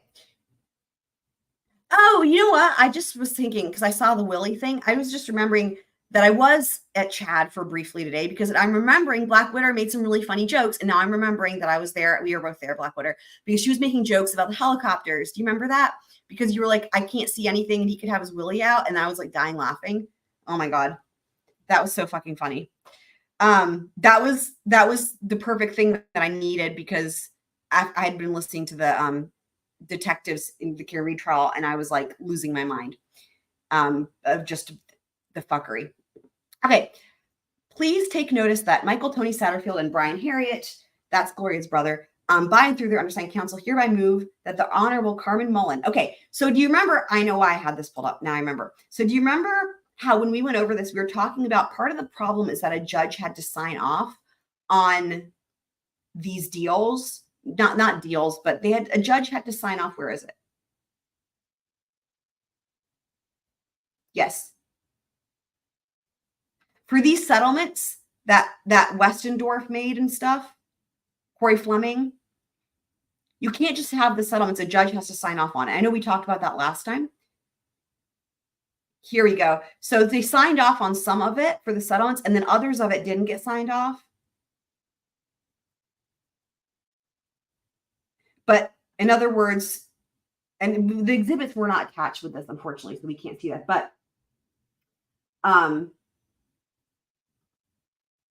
But Judge Carmen Mullen, I think I've probably talked about her before.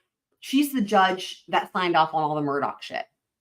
And so that's who we're talking about here. I don't know why. I don't think she deserves to be called honorable, but that's just my opinion. I know that's a formality that they have to say.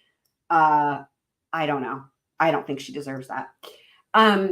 She also, by the way, was involved in the Stephen Smith case.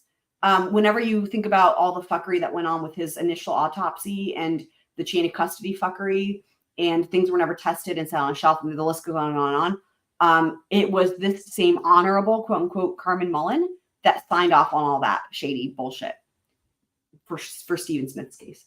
I believe she also was involved in the mail. She's the judge that has been any of the Low Country fuckery. She's signed off on it pretty much that I know of. Okay, Honorable Carmen Mullen and or such other judge as may be assigned to hear this matter. So like that she's going to hear this. This is, please know, for an order requiring the arrest and detention. So this is like a civil request, like saying, hey, please arrest this person. Can you imagine? That's how bad. Requiring the arrested and detention of defendant Richard Alexander Murdaugh in accordance with South Carolina Code Section 151720 until such time as the defendant returns to the petitioners the property he has fraudulently embezzled from them. This is a priority matter, and oral argument and testimony under oath is required. This motion is based upon the following grounds, as well as upon such additional testimony, evidence, and or argument as may be offered at the time of the hearing. So these are the facts. We're not going to read over all these because we already know this. These were stated in the previous document. I think verbatim, actually. Yeah. Now here's what I do want to go through, because here I love that Eric Bland put footnotes here. So this is the code. So I don't have to go, I have to go and pull it up. So this is from SC. Oh my God, what is happening? Stop it, Adobe, stop. Okay. SC code. And remember that symbol means it's a statute, which is the same as code. So statute 151720, arrest in civil action. So this is what I was saying. This is the rarity here. Okay, guys, arrest in civil actions permitted in certain cases. The defendant may be arrested as prescribed in this article in the following cases. In an action for money received or property embezzled or fraudulently misapplied by a public officer, an attorney, solicitor or counselor, an officer or agent of a corporation or a banking association, like Palmetto State Bank, in the course of his employment as such, or a factor agent, broker, or other person in a fiduciary capacity. That's that key word, fiduciary. Or in an action for any misconduct or neglect in an office in a professional employment. What do you guys, let's test your memories. Do y'all remember from, I don't know, it was a Gloria live stream. It might have been the most recent one. Do you guys remember learning something new with me at the time? Because I learned it along with you guys about what is the highest duty that one human has to another in this country? Because I was very surprised. Do you guys remember? The highest duty of care that one human has to another in this country, the highest duty. What did you guys remember? Oh, that's really fucking unfortunate, Blackwitter. I am sorry to hear that. I hated it because I had to actually go. I couldn't stay. I was like, that was making my day. Why do people not like that stuff? I don't fucking understand. Yeah.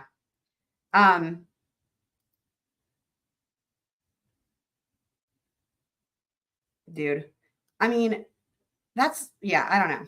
What is wrong with people? I mean, I'm not trying to be mean. I guess some people are just, what's the right word? What's the right word? What's the right word? What even is the word? Like square? I don't know if square is the word. You know, like people that don't want to make jokes about helicopters. Like what's the word I'm thinking of? So you guys have 2 assignments right now. I'm giving y'all assignments. Just kidding. But you know, the 2 things. So the first is, what is the word for people who are like, don't get upset or offended or whatever about helicopter jokes that are not even like, it was actually really fucking funny. It wasn't like, you know, some people could say it and it could be grotesque or whatever, and that's obviously not the case. But then the other thing was, what was the highest duty of care that one human has to another in this country? And we learned it, I believe, on the last live stream. That's okay, Blackwater. You don't have to know. So you might think, is it a doctor to a patient? Is it a parent to a child? Is it a spouse to a spouse?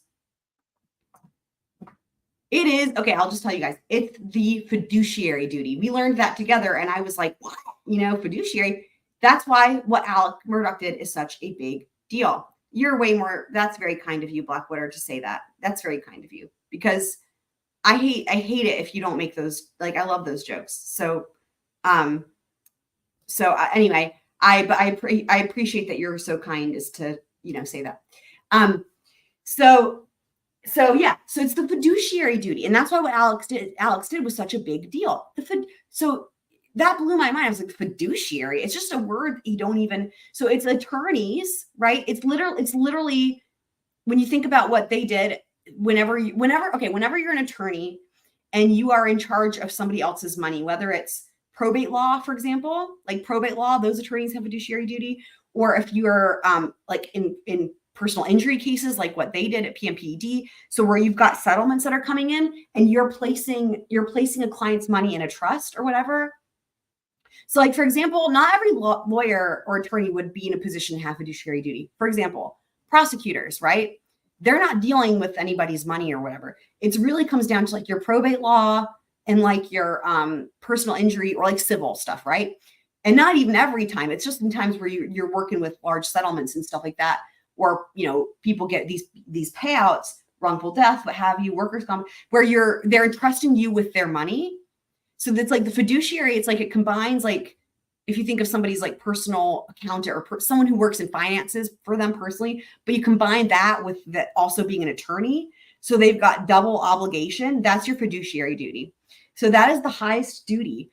And I just never knew that until we learned that on like the last live stream, but it was in one of the documents that we were reading. I think actually maybe it's in this document. Let's just see. Maybe this is where it was. Let me do a search real quick for it. I think it was.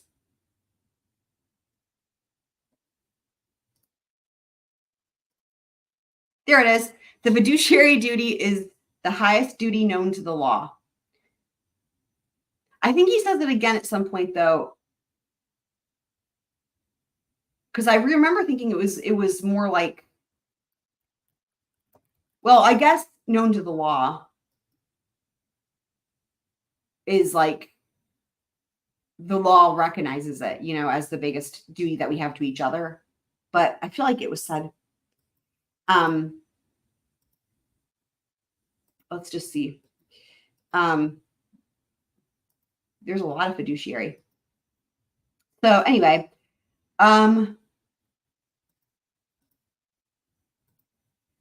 okay. So in my mind, I guess maybe I don't know. Maybe I mean, it's still technically, yes, it is the duty that we have to each other, but it's, in other words, legally. I mean, but see, again, it's like, well, if you're a parent and you neglect your child or whatever, that is still a legal thing, right? Like parents get in trouble legally all the time for shit. So that's why I guess it says it's the biggest duty under the law, but like every duty that we have legally is under the law, right? So I guess that's where in my mind, I'm like, you know, that's how I understand it, is like, it's really not a duty if it's not a legal duty that we have, right? Because it's not breaking law. So anyway, okay. So, all right, we know all these things. Like we were saying, these are the same exact facts stated in the previous document. So let me skip through to where we have some new information. Yeah, all this is the same. It's repeating the same thing. Because again, they do this in these, this tends to happen sometimes with filings where they repeat the facts. Yeah, all wrongful death settlements in South Carolina are contingent upon court approval. Okay, I love this footnote. This is my favorite. Okay, in this entire sordid matter, you guys, y'all, this is incredible. In this entire sordid matter, this is the only filing with the court in connection with Gloria's death other than a curious dismissal that was filed in October 2020, which was signed by Fleming and Murdaugh. Additionally, this is the only caption in court term that any settlement reached in connection with Gloria's death that could be used for a request of the court to approve any settlements. That's crazy. But I love that he called it sordid. No wrongful death settlement in South Carolina may be achieved without court approval. Okay, so this is some of the same stuff here. Let me scroll. So here's another footnote. I love these footnotes. 3, upon information and belief, Murdaugh requested that the attorneys take his name off the caption because he had just been sued by the estate. Oh my God, sorry. Look, I hadn't read this part yet. Let me read that again. This is insane. Upon information and belief, Murdaugh requested that the attorneys take his name off the caption because he had just been sued by the estate of Mallory Beach a couple months before, and he didn't want the plaintiff's counsel in that case to know the insurance carriers that Murdaugh had. Oh my God. He wanted his name taken off. Sorry, no can do. You're being sued. They can't just take your name off. That is, he knows. Hold on. Back up. He requested that they take his name off the lawsuit. He's being sued. You're a defendant. I've never heard of that. You can't just take your name. What? That is, again, another thing, just another thing, worse than you would think with Murdaugh always, right? Okay, here's where it gets worse for Judge Mullen, okay? And I will tell you what, there's people that are in South Carolina that are working to expose her shit too. So upon information and belief, Fleming's office contacted Judge Mullen's office to report that a death settlement had been achieved and to request an in-chambers hearing to approve the settlement. Upon information and belief, Judge Mullen knew Fleming, knew Murdaugh, knew their law firms, knew the defense attorneys who represented Murdaugh for his primary and excess insurance policies, and knew that they all enjoyed reputations, at least at that time, as excellent and ethical lawyers. Upon information and belief, Judge Mullen trusted the lawyers who were to appear before her and had no reason not to trust them. Upon information and belief, an in-chambers settlement hearing was held before the Honorable Judge Mullen on May 13th, 2019. Upon information and belief, present at the hearing were Fleming, Westendorf, Murdaugh, and his attorneys representing Murdaugh and his insurance carriers. Here's where it gets worse. Tony was not present, was not told, and was not invited. Brian was not present, was not told, and was not invited. Upon information and belief, Judge Mullen was presented with the unfiled petition for her consideration. Upon information and belief, Judge Mullen was not told material facts about the proposed settlement and or the estate and was misled to believe that the beneficiaries of the estate were fully informed. Wow, they misled the judge? Sorry, what? I was thinking to myself, how are they not in jail? And then I remembered, all right, it's okay. They are in jail. They're in jail. It's okay. It's okay, guys. They're in jail. But like, this is the same reaction again, even though I already know the answer that I keep having with all this stuff regarding Karen Reed. I'm like, how are they not in jail?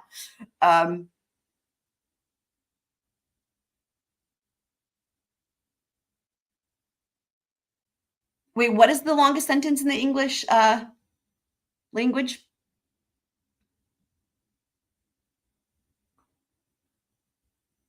Oh, fiduciary. I see how that's funny. Yeah. In addition to the unfiled petition, Judge Mullen was presented with a settlement statement and it's in quotes there, and a distribution sheet. So this is the first, you guys, this is where we're seeing it happen in real time here, right? Like this is the beginning of the end, right? Because here's this payout that they stole, and it's really different seeing it in writing. Like, we've heard about it. And remember how it felt kind of exhausting at times during the trial and the financial stuff? When you see it in documents, even when you already know what information is going to be there, it really has a different impact, to me anyway. Like, seeing it in writing is really different. Like, I know this number, but seeing it in this document, knowing that they just discovered this, it just feels differently. Wow. And it really makes you kind of see why they wanted to go through it and show him all those documents and have him acknowledge it. Just like with the indictments that I was referring to too. It's like having it written, like a tangible thing. Like, here's what you did. You have to face it type thing. Anyway, but there's that number. And that's why it says beneficiaries in quotes, right? They just fucking stole it. Upon information and belief, on May 13th, 2019, Judge Mullen was presented with a proposed order approving settlement for consideration. Upon information and belief, Judge Mullen was misled by A, failing to advise her of the pending filed petition for $505,000, B, representing to Judge Mullen that the beneficiaries of the estate of Gloria Satterfield were fully informed. So they told her they were all informed. This is just insane. Like, it just keeps getting worse. They told Judge Mullen that Tony and Brian were informed. Representing to the Judge Mullen that after the in-chambers hearing, the attorneys would ensure that the unfiled petition and order were filed of record. D, representing that the settlement funds would be paid directly to Westendorf as the personal representative and thereafter to the beneficiaries. Yep, that sure didn't happen. And then here's a footnote for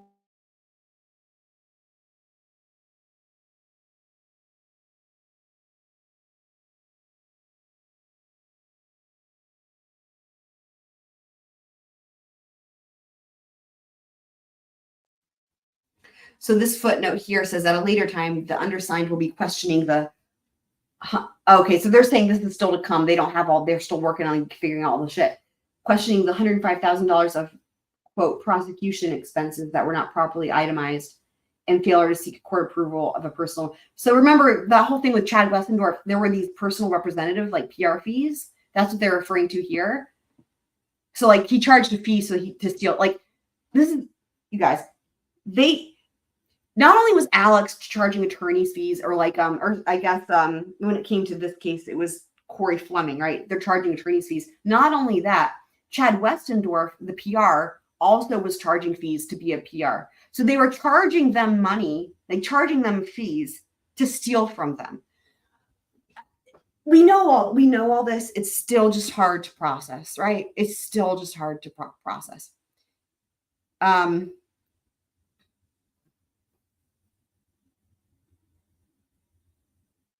Let me see here. Wait, why is my mouse not scrolling? Come on, scroll. Okay. The beneficiaries were not paid the sum, of course, as we know. Okay, here we go. Upon information and belief, Murdaugh set up a bank account using the name Forge, Fig Forge, for the purpose of creating the illusion that it was actually the structured settlement firm known as Forge Consulting LLC. But remember, guys, this is imagine if you're anybody, right, involved in this at the time, and you're reading this for the first time. This would be the first time they would be seeing this. Think about that. Imagine reading this and learning this for the first time. Upon information and belief, Murdaugh instructed Fleming to issue the check for $2,765,000 that was otherwise to be paid to Tony and Brian as the beneficiaries of Gloria Satterfield to Forge instead. Imagine you're reading this and you're learning about this fake Forge. I mean, you'd be like, there's no way this is real life. There's no way this is real life. Oh my gosh. Upon information belief, Fleming thereafter issued a check to the Murdaugh quotes Forge account, because it's, as we know, it's the fake Forge. Through this deception, Murdaugh was able to embezzle and or fraudulently misapply the funds that were intended to be paid to Tony and Brian. Oh my God. This present action is in part to recover money. So this present action, they're referring to this document here itself. This is the present action, which is, remember, they're trying, part of this point here is where they're saying the request for like the civil arrest. It's saying to keep him detained until he pays back the money. So here it's saying the present action, which is this document, is in part to recover money that was embezzled or fraudulently misapplied by Murdaugh. At this point, they probably don't know that he doesn't have any money. They haven't figured that out yet. Can you imagine? They think he's probably loaded because he stole all this fucking money. And I wonder when that shoe really dropped, for when people finally realized he had no money. I wonder when that was. I'm sure we'll learn. It's going to be in these documents. Because imagine, how can it even get more shocking when you realize all the stuff that he stole? But then the only thing that is like crazier than that is like he has no money. And so like all these people are finding out that they were stolen from, and they're all expecting him to pay them back. And then they find out there isn't anything there. This is so crazy. The petitioners herein are entitled to a petition for an order in accordance with SC Code 151720, directing the arrest and detention of Murdaugh and or to require Murdaugh to post such bond. This is going to be important for the video we're about to watch. And to post such bond as may be necessary to protect the petitioners and to facilitate a return of their property and or settlement funds. Here's in bold here. The plaintiff requests a public evidentiary hearing into these matters with all parties, including the defense attorneys in the underlying matter, to appear in court to be placed under oath for examination. Wherefore, the plaintiff requests the relief requested herein, along with costs and attorney's fees to be awarded as the court deems just and proper. Bland Richter. So that's 9/27. Let me just make sure there's not another document. I think the next document is in November. Let me just make sure. Wait, hold on. Let me minimize this. So, yep, the next document is in November. Okay, so good. So that's what I thought. So that does mean the next thing is then the bond hearing. Okay, so I'm going to leave this pulled up just in case we need it, but let me pop over here. Westendorf, Lafitte, Alec, Chris, what's his face? Yeah. The Fuel Forge account worked so well surely a fake Forge account would work well as well. So, okay, so here's what we're going to do next, guys. We're going to watch this bond hearing, which I never heard anyone really talk about that much. But this is a big deal. This is, let me pull it up and then we'll talk about it actually. Hold on. Okay, so this is October 19th, 2021, which happens to be my brother's birthday, weirdly. So this bond hearing is a big deal. So we just remember this document we just read was the end of September. So this is just what, 2.5 weeks later. So this is in front of Judge Newman. This is the first time, you guys. This is the first time Judge Newman now is being introduced to. Well, okay, he knew of his existence, right? This is the first time Alex is appearing before Judge Newman, ever. This bond hearing that we're about to see is the first time they are in court. Alex is here. And this is to figure out if he's going to be granted bond or not due to the financial stuff. Because remember, Bland and them are asking that he be held in custody because his civil misdeeds are that bad. Good morning, Your Honor. How are you? Good morning.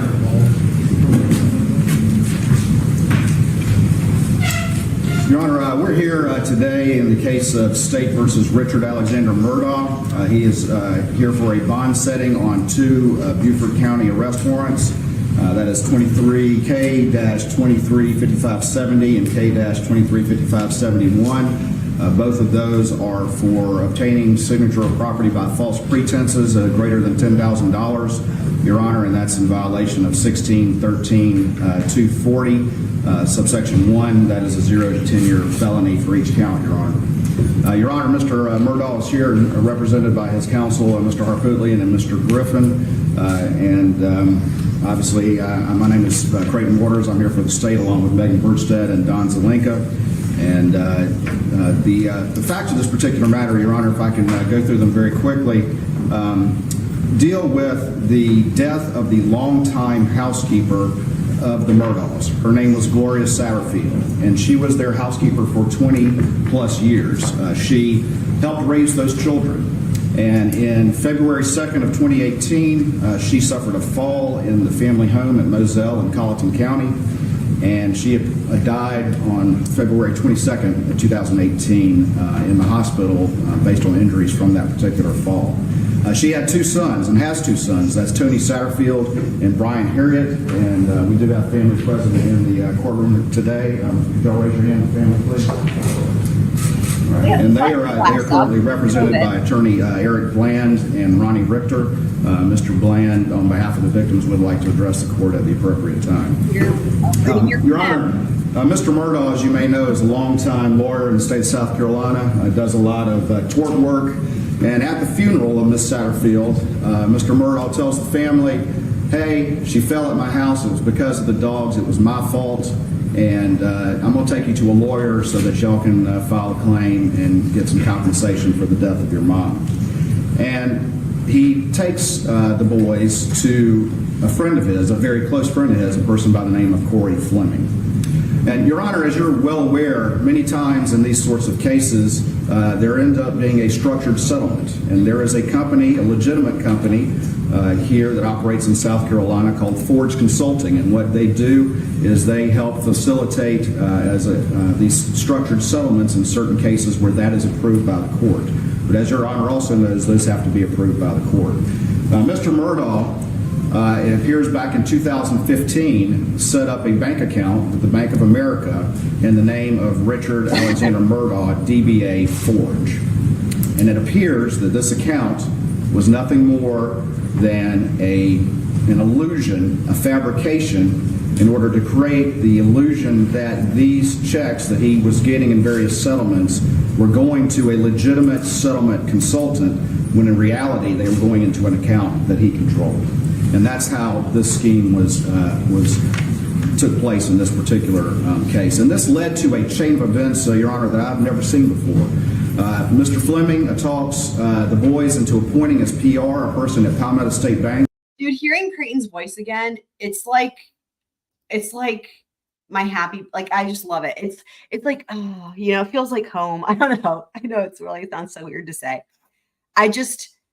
I can follow him so well, and he's a good dude. I think he's a good dude, you know? Like, if I met him in real life, like, I feel like he's a good dude, and he's got a good head on his shoulders, and I just love him. Where Mr. Murdaugh has a long relationship, a guy by the name of Chad Westendorf. He gets appointed on December 18th, 2019, and on the very next day, Chad Westendorf, that name sounds like it could be some sort of fancy, like, snooty clothiers. I'm saying that on purpose because I feel like every now and again, if you ever see like a fancy place for clothes, it's like called like clothiers. Like, why don't you just say store? Like, what the fuck? You know what I mean? Like, have you guys ever seen that where it's like clothiers spelled funny, like CLOTHIERS? Anyway, I feel like Chad Westendorf sounds like it could be like some sort of fancy clothiers, like, you know, just the name. 19th, 2019, he files a petition to approve a settlement which is a $500,000 settlement on the homeowner's policy. The disbursement in this petition says $475 for the wrongful death, $25 for survival, and $5,000 for the med pay. And in that petition as well, there is $166,000 for attorney's fees, and then $11,500 on the nose for costs. And ultimately then, not long after that, Mr. Fleming and his law firm issues a check at the direction of Mr. Murdaugh, made out just simply to the name Forge. And Mr. Murdaugh takes that particular check. It is for $403,500. It makes no sense with the disbursements that were in the petition to approve the settlement. Yeah. And he deposits that into this Forge account that he controls. And Your Honor, I was able to review the bank records about that, and what we see is that's deposited in January of 2019, and by March 2019, he has transferred all that money out of that Forge account he controls into his personal checking account, where they are spent on personal use and family expenses. But that's not the end of it, Your Honor. There's also an umbrella policy that's got a much higher limit. And ultimately, Mr. Fleming negotiates a $3.8 million settlement with the insurance company on that umbrella policy. And then what we see is there is an unfiled petition. The caption is changed. It doesn't have Mr. Murdaugh's name on it. It just says "In Re Gloria Satterfield." Oh my God. So they did get his name off of it? Oh my God. Oh my God. Remember when I just read that and I was like, holy shit, they tried to get his name off the document? I had no idea. It didn't say on there. I didn't know that they actually did it because this document wasn't available. We didn't see it. They got hit. They succeeded. Hold on. His attorneys. Okay. His attorneys, by the way, we know who they are. Speaking of which,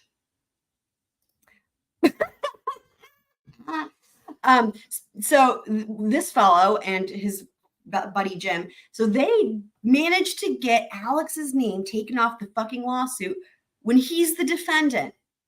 That's what Creighton just said. Let me rewind that just a second. That is insanity. How the fuck? Oh, what? How? There is an unfiled petition. The caption is changed. It doesn't have Mr. Murdaugh's name on it. It just says "In Re Gloria Satterfield." The Murdaugh name is removed, and it is this petition to approve the settlement is on May 13th, 2019, and it's actually for $4,305,000. So it is for the 3.8 plus the 505 that was from that previous. They just delete his name from the. That is a dude. I mean, I guess technically, is it as simple as just deleting on the computer? Yes, but still, it's like that's. I don't know that anyone's ever done that in the history of time. When that's the defendant, he being sued. I can't even get over that. What?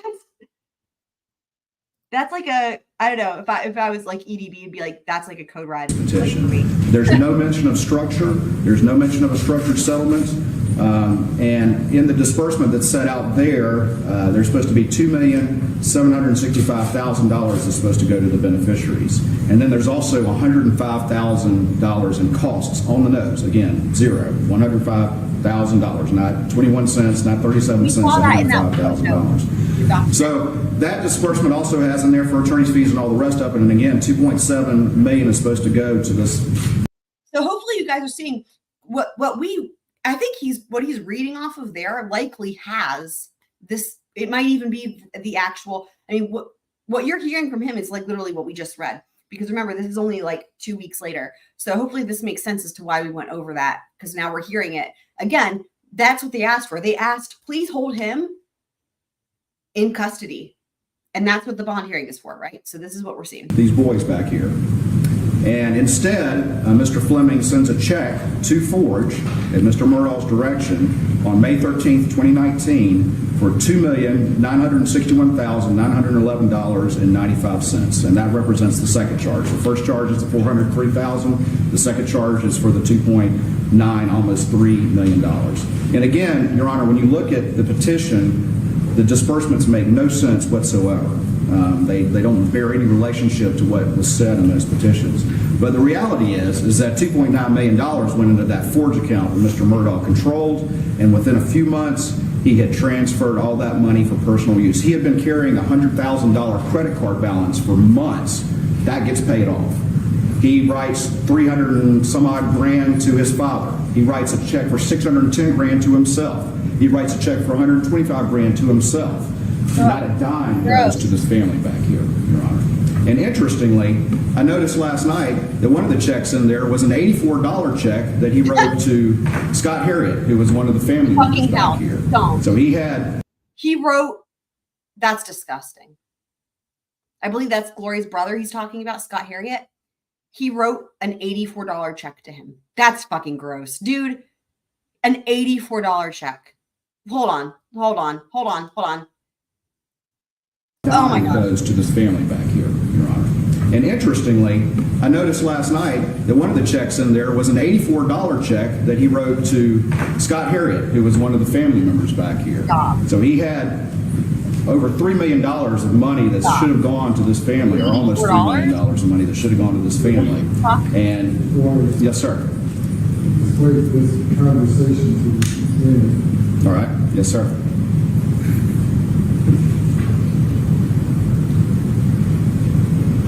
We good? All right. All right. So in any event, he had all that money. He absconded with that money. He transferred it into his personal accounts, and he used it for his own personal use. Your Honor, there is one final check that was in October of 2020, over a year after all this other stuff occurred.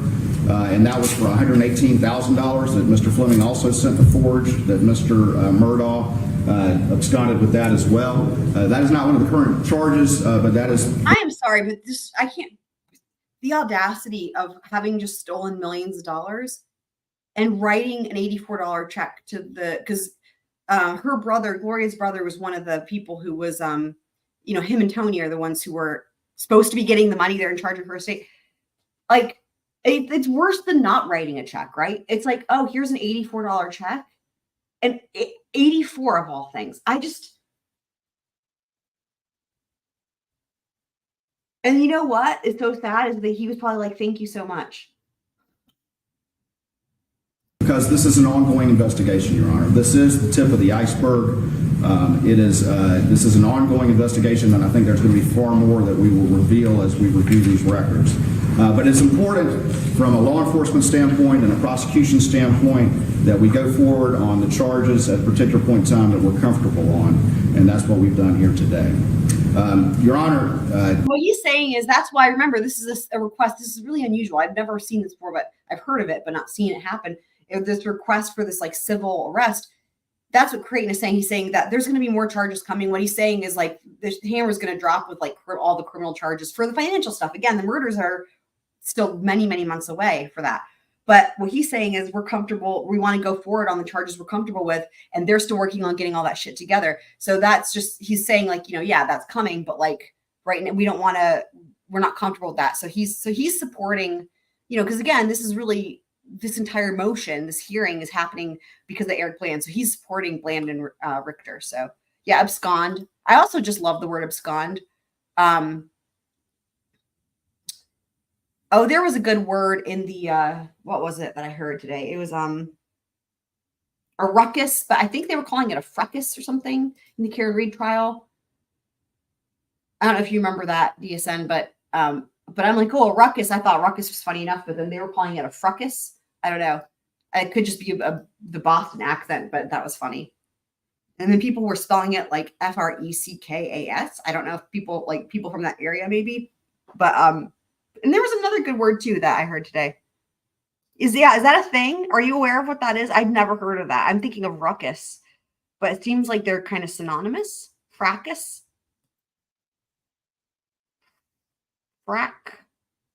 Like fractal reminds me of FRA. Very quickly, the state would be asking for a surety bond here today in the neighborhood of $200,000. We would ask for GPS. And the reason for that is that we do believe that Mr. Murdaugh is a danger. He's already, by the previous charges that he had, he's been a danger to himself. And a man who's a danger to himself is a danger to others. Because remember, the underlying facts of those, and I keep setting the stage for myself too, because it just seems so weird because we think of everything in terms of the murder. But remember, this is just having that. This is just what this is a month and a week after the side of the road.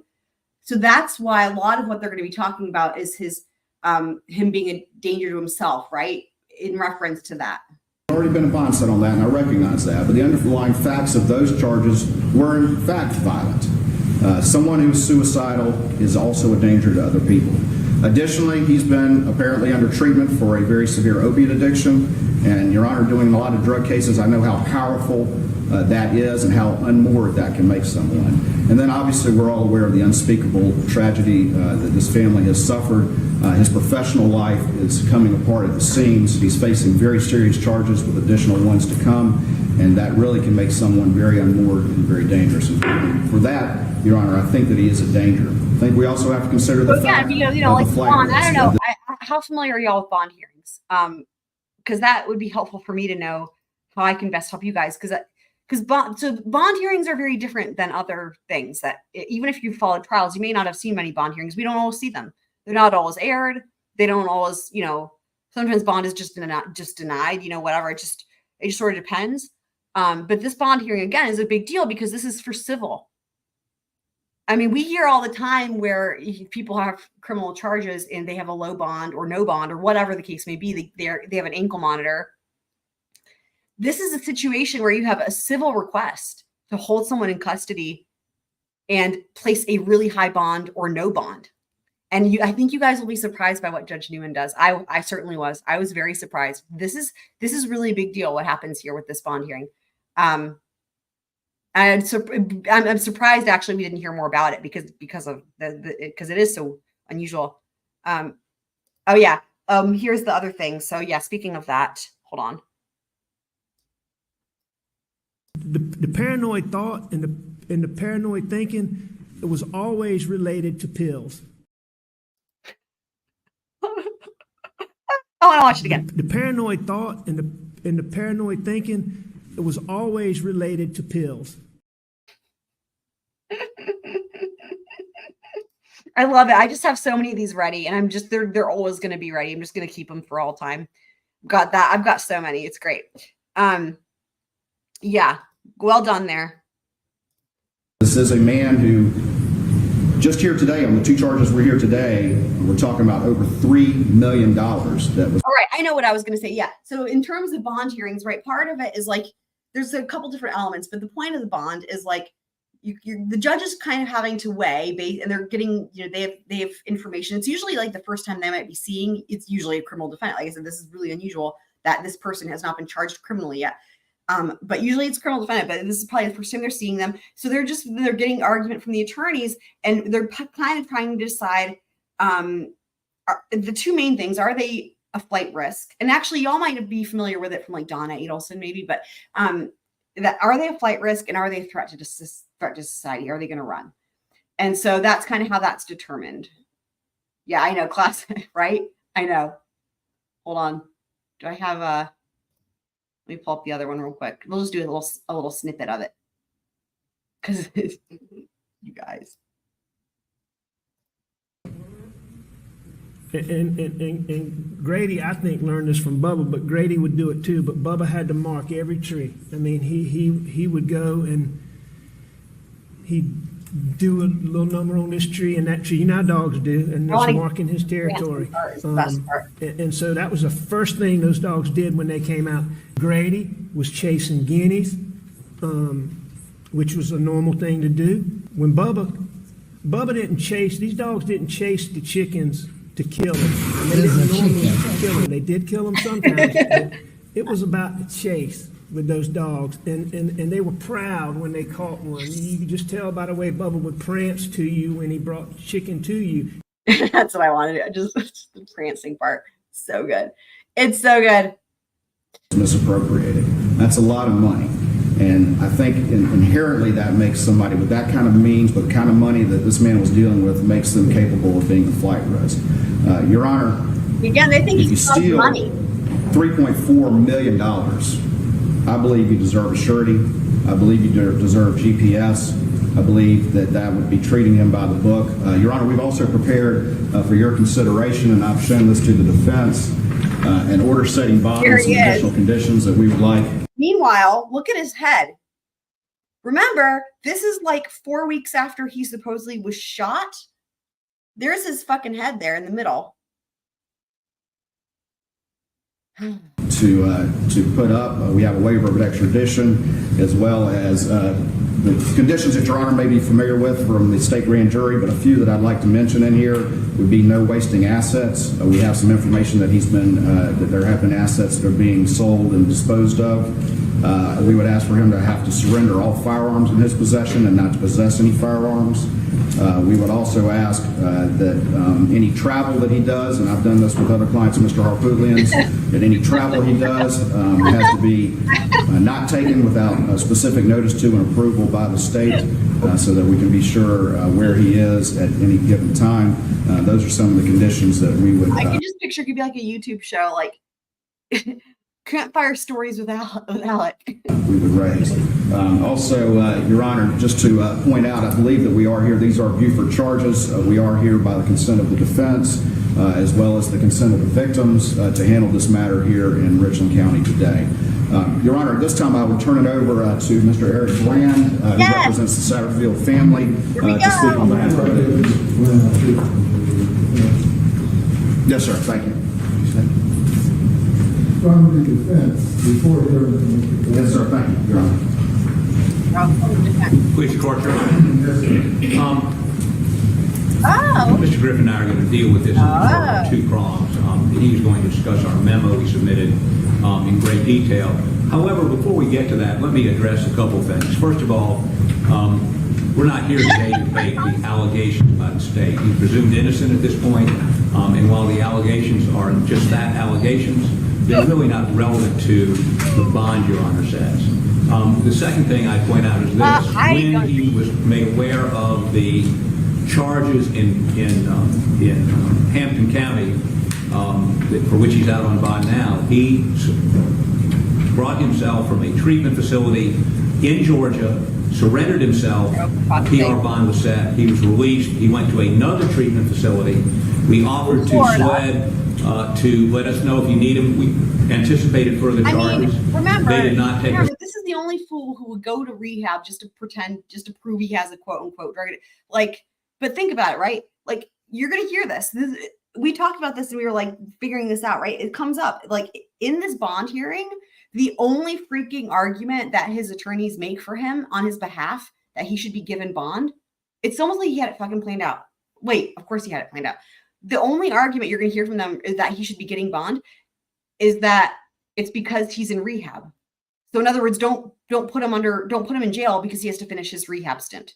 Literally, that's what they're going to say. He's in rehab. Let him finish rehab. He needs to go back to rehab.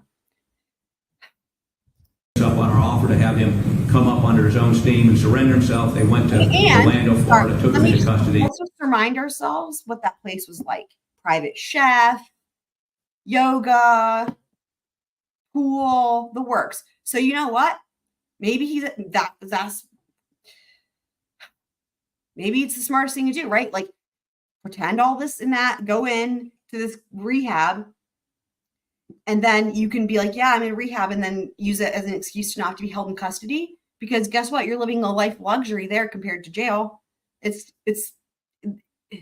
anyway, we'll see. I'm not going to spoil. Let's see what happens. Without giving us a heads up. That was not what was represented to me. They had some reason for doing it. He is not a flight risk. He surrendered himself. He was willing to surrender himself on this. And he's really got nowhere to go. He's from South Carolina, lived here his entire life.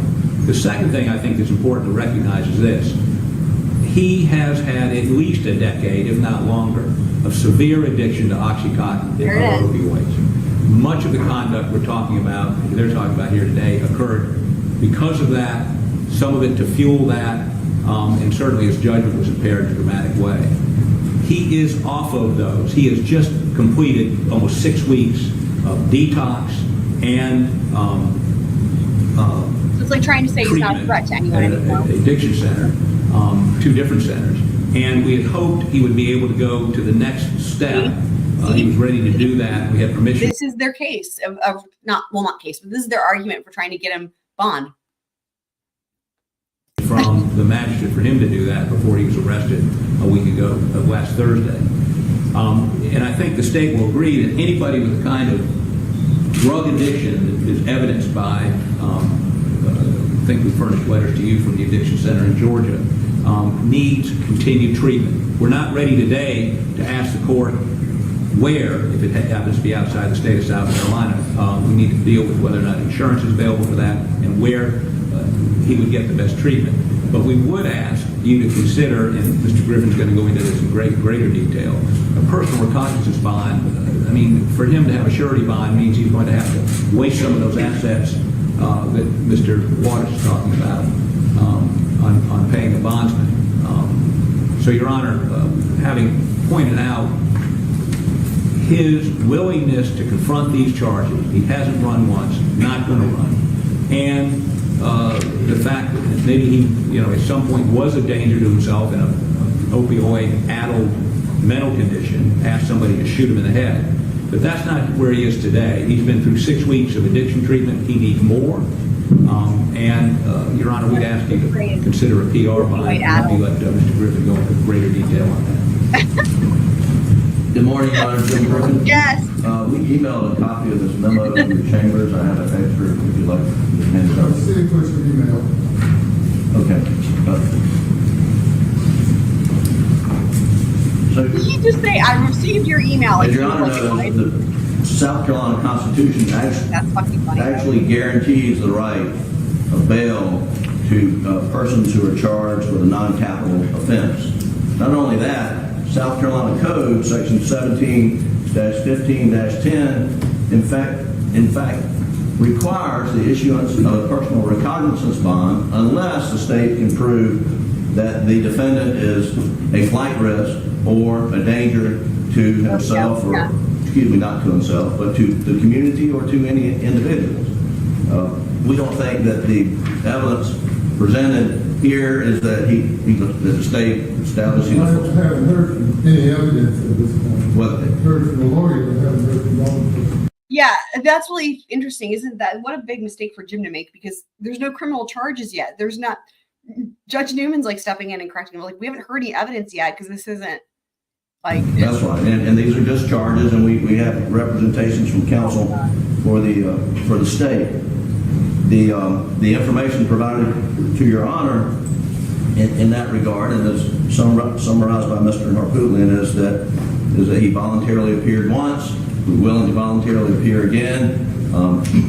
The state did not accept that offer, and he has actually been in custody since last Thursday, first in Orange County, Florida, where he was picked up at the treatment facility where he was located, and then transferred here over the weekend. Your Honor, with regard to factors that the court is directed to consider, the nature and circumstances of the offense charged, including the person's family ties. And we know Mr. Murdaugh has extensive family ties in the community. His employment up until he was confronted by his law firm of financial misconduct, in which he readily admitted to and resigned from the firm. He had been a long-time practicing lawyer in the state of South Carolina.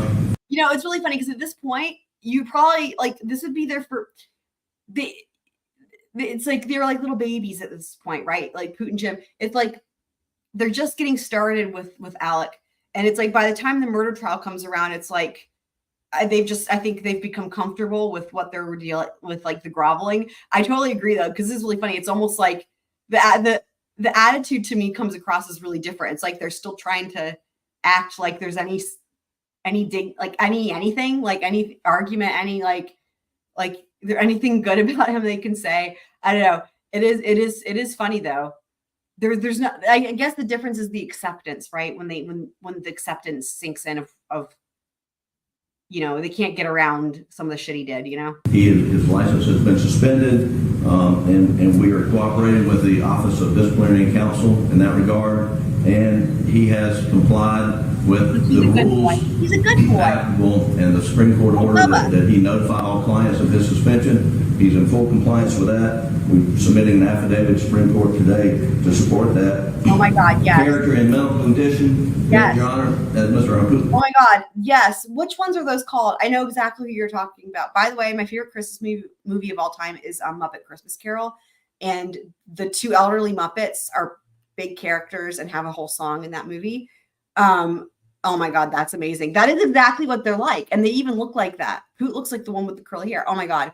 I'm going to have to do like a side-by-side video for next time. I'll do that. I'll do a side-by-side. Oh my God. Thank you for that, DSN. Yes. Addressed, he has a significant opioid addiction that he has received treatment for the last 6 weeks, intensive treatment. That opioid addiction, frankly, put him on the brink of losing his life.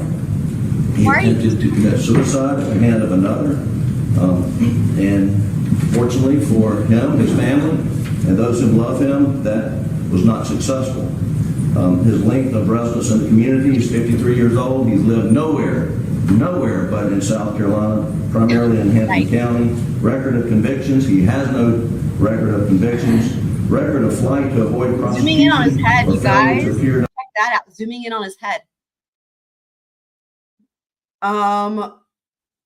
Yeah, to me, doesn't look like someone who just has been shot in the head. That's insane. Even the hair grew back, apparently. That's he has no record of flight to avoid prosecution or failure to appear in any other court proceeding. He has appeared every time he's been requested.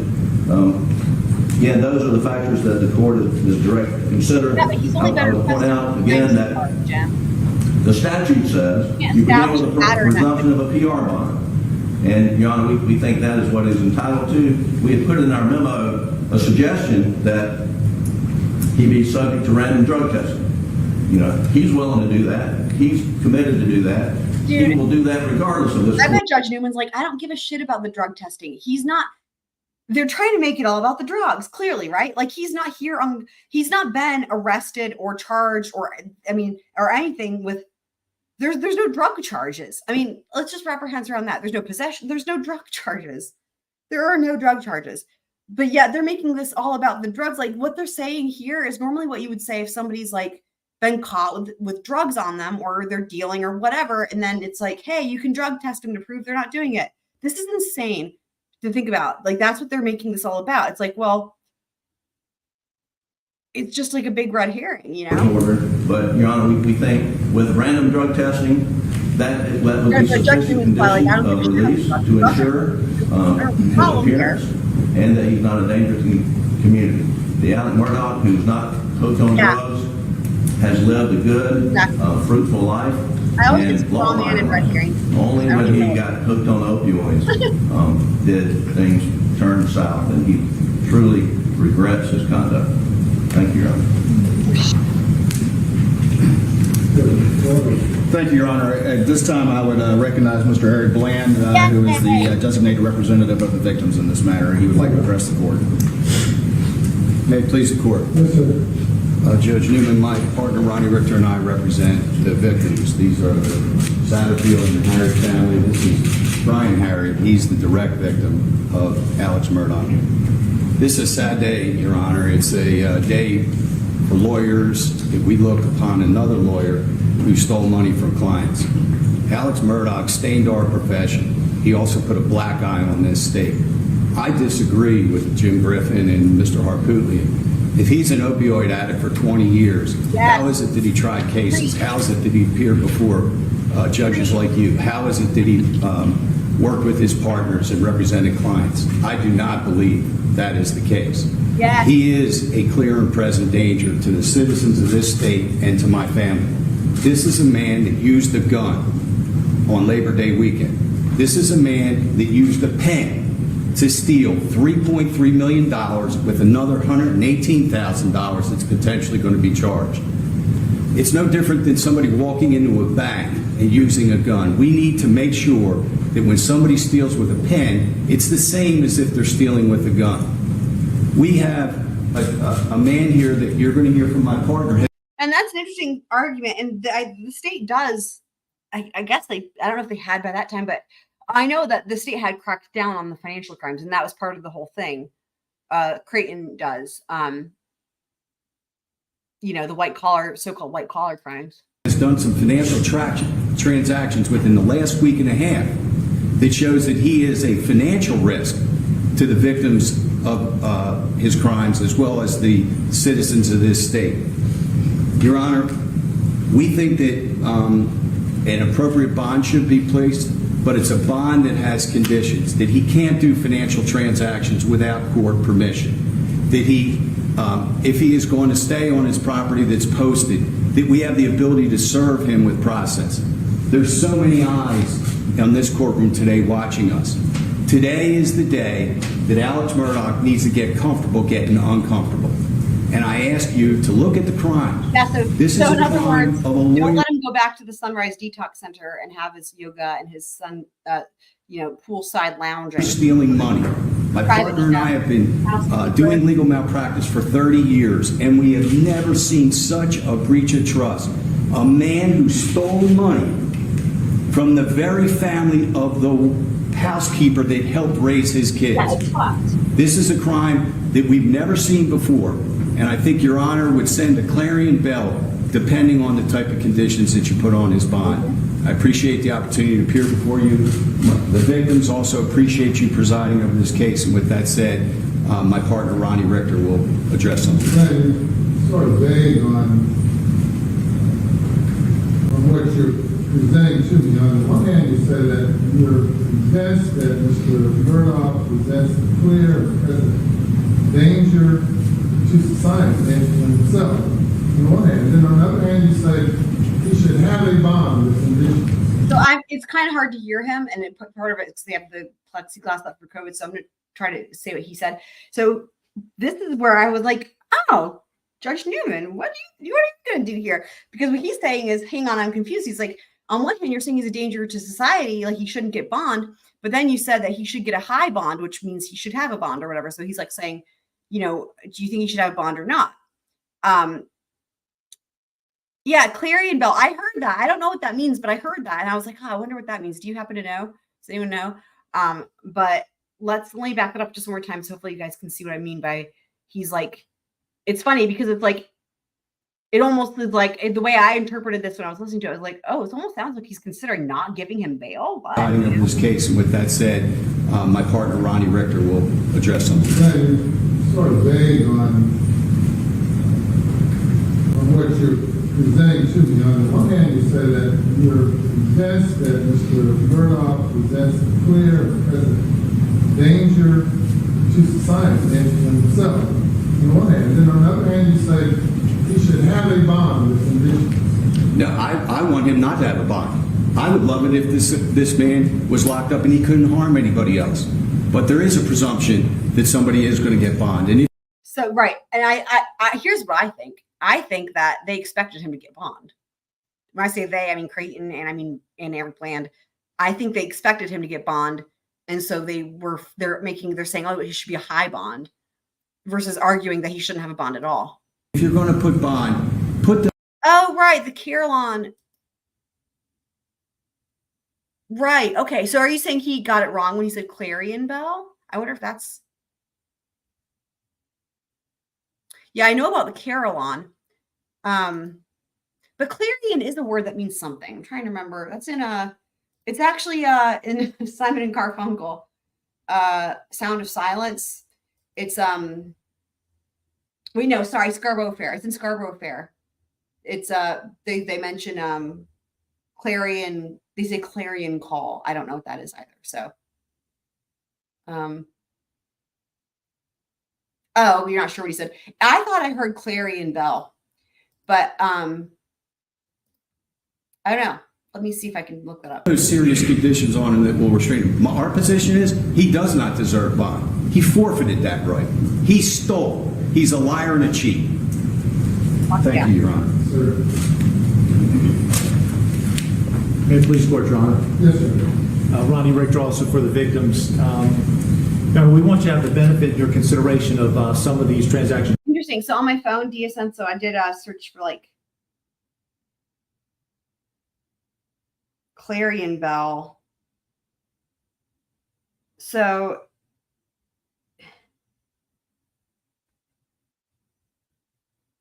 okay, clarion bell is a thing in Warcraft, World of Warcraft. That can't be what he means. I am confused. Because it did say, did you mean Carillon bell? I think that is what he meant. But but then it says clarion. In the Middle Ages, clarion was a noun, the name for a trumpet that could play a melody in clear, shrill tones.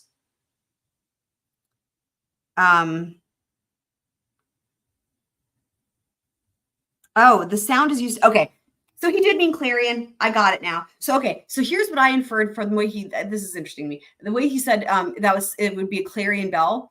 The way that I interpreted that from the context was it would send a clear message out to people that they shouldn't commit this type of crime, right? Like, in other words, it's an incentive to persuade people, or whatever you call it, like dissuade them rather, to not do it. So that's what I figured, but that's interesting because it says that the clarion here, I found a definition for it. It also says a call to action, like a clarion call to action.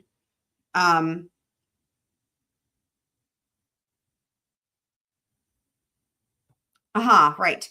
Because it derives from the Latin word, which means the word clear. That makes sense.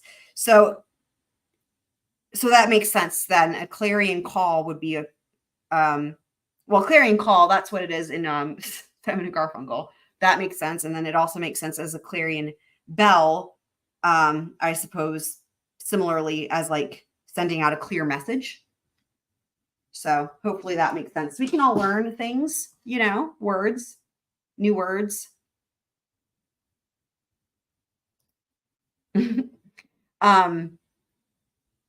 Yeah, didn't we learn a new word yesterday? I'm trying to remember which word it was. No, it couldn't have been yesterday because it must have been Saturday because yesterday was Sunday. Documents, we're not here to argue the case, but it does go to the nature of the crime. And in this case, you have a former member of the bar who brazenly used that office to lie and to betray clients, and also to demonstrate a pattern of a willful disregard for court orders. And I'll hand these to you one time at the end of my comments, but Your Honor, the case for us kind of starts with a petition that was filed for the approval of a $4.3 million settlement. There's many facts before that. But in this petition, it's very specific as to what's being asked and as to the disbursements that are being approved.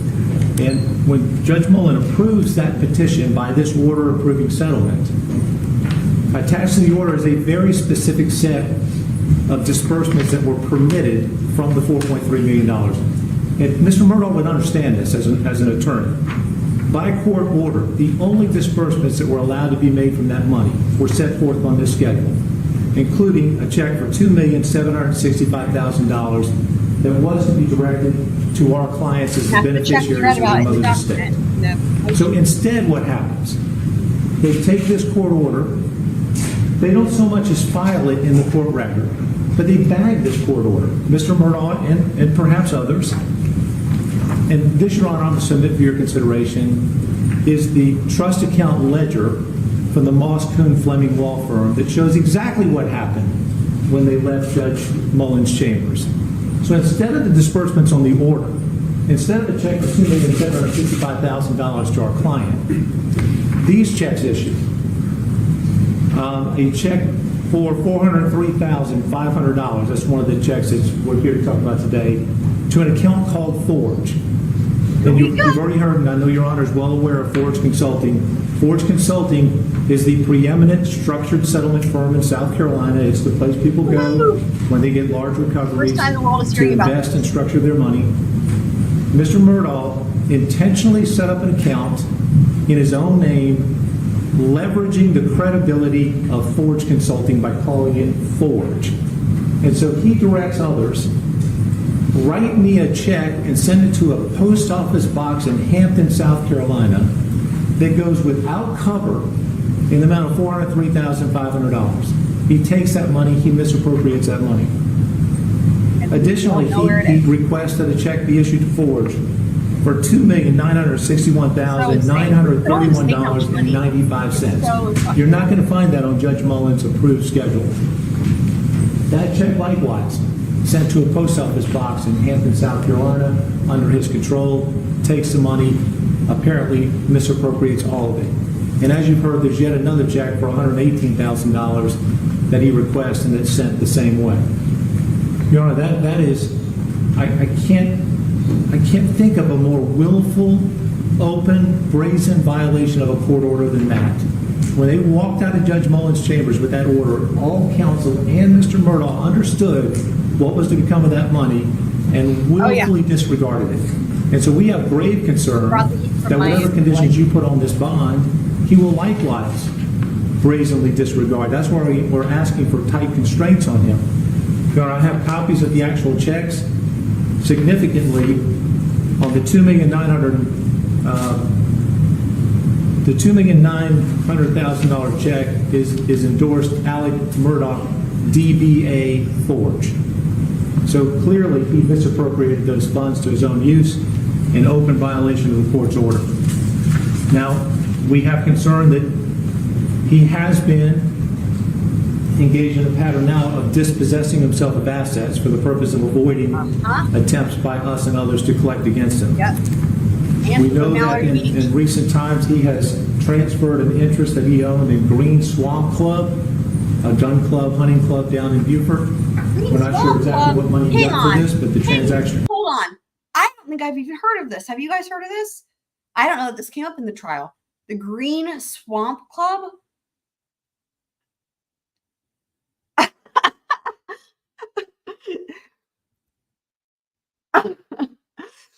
The only thing missing from all the different names of things, with all the different names of the trucks and the names of the dogs and the names of the properties and the names of Redbeard and all the different, we were missing the word swamp, and now it's complete.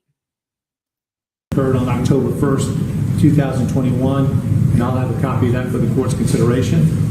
He is listed for sale a Grady White boat that he owns for $115,000. And more concerning and more troubling from us is he has granted to his son a broad power of attorney, surrendering all financial control to his son. So, Your Honor, if you do consider a bond, we would ask that that bond restrict the ability of his son to assist. So that's interesting. So Buster, he gave Buster power of attorney and like put him in charge of all of his assets. In the dispossession of assets that would otherwise be available to right the financial crimes that have been committed on our family. Now, finally, Your Honor, it's important to note that we're not the only victim. We're the only victims here today. Mr. Murdaugh's law. One thing that I've noticed is I've noticed that when they say our family, that's how they refer to the Satterfields. Both Eric Bland and Ronnie Richter do that. So yeah. Firm has sued him for allegedly stealing $10 million, more or less. I know. Now, amazingly, it's only at the time that the Satterfields came forward with their complaints that the Murdaugh law firm discovered for the first time that there's $10 million missing. Right? And what they explain on their website, and this is a notice that they published to the public on their website, is that all clients have been restored. No one has suffered a loss because of this. That is not true as to the Satterfields. Right? So if ability to pay is a concern for the court, apparently Mr. Murdaugh has enough wealthy and powerful friends and family members that somebody stepped in on his behalf to cure a $10 million wrong for him. Because that's what this represents to the world on the website. I can tell you it's not true as our clients. So if you set a bond with a high financial amount, you should rest assured that he's saying, hold on, let me back that up. We're learning new things that we didn't know. He's saying somebody stepped in and paid $10 million for Alex? Apparently Mr. Murdaugh has enough wealthy and powerful friends and family members that somebody stepped in on his behalf to cure a $10 million wrong for him.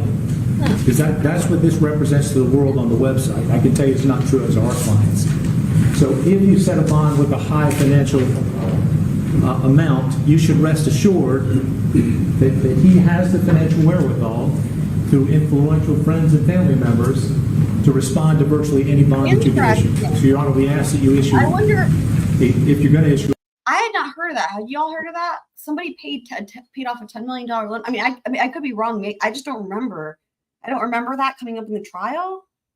I mean, any of the trials, like, I don't know. Do you guys, that's interesting though.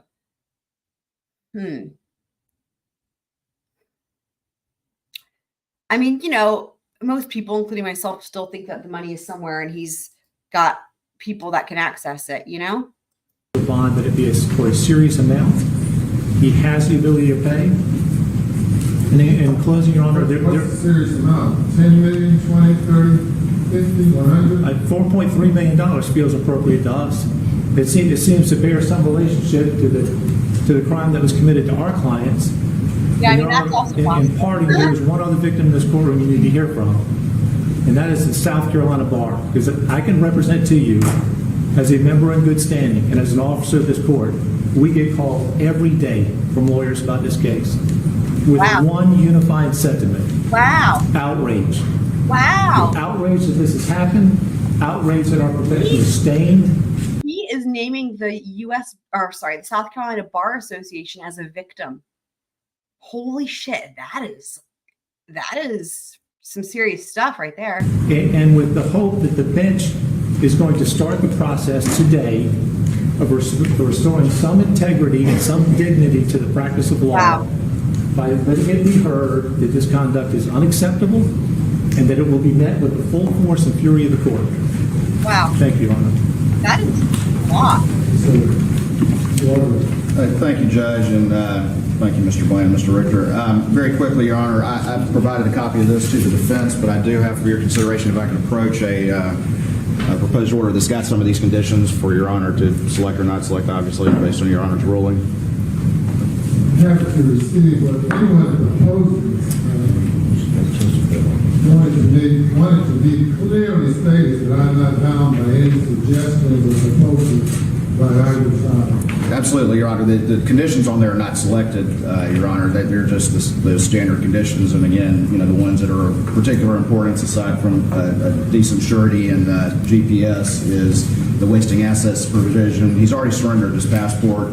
The no firearms provision is of significance, and the travel needing the approval of state is of significance as well. All those only matter other if standard granted conditions bond. that I think would be appropriate.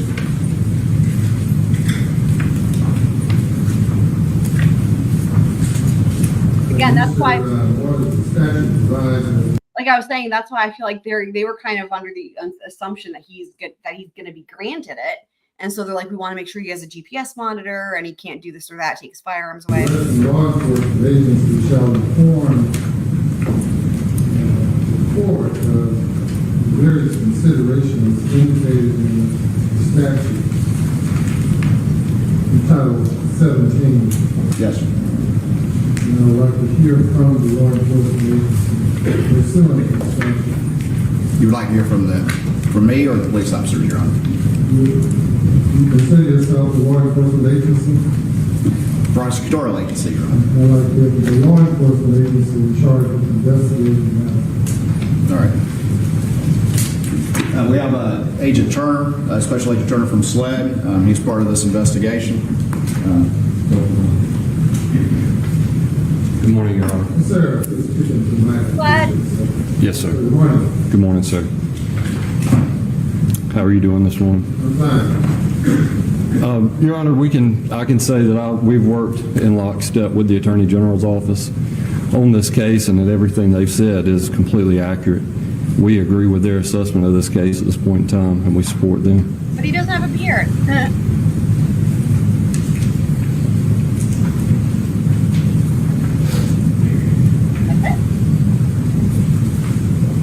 A man of few words.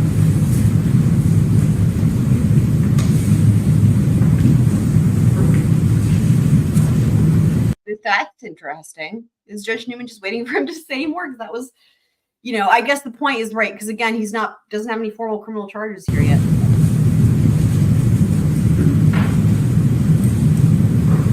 Been indicated by the SLED chief that this investigation is one of a number of ongoing investigations. The statute provides that the court is to consider all incident reports generated as a result of an offense charge.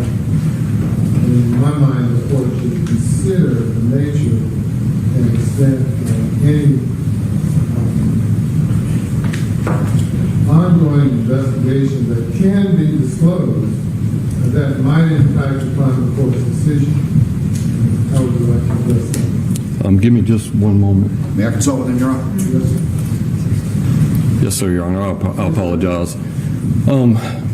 To put it clearly, sir, and right now what I can speak on, the South Carolina Law Enforcement Division, we are investigating multiple different allegations or investigations at this point in time, to include the Stephen Smith death, which you're aware of. Interesting. The actual cause of Miss Satterfield's death. Holy shit. We're looking into that. And remember, man, that's so interesting. Remember, there was still talk about like exhuming her body.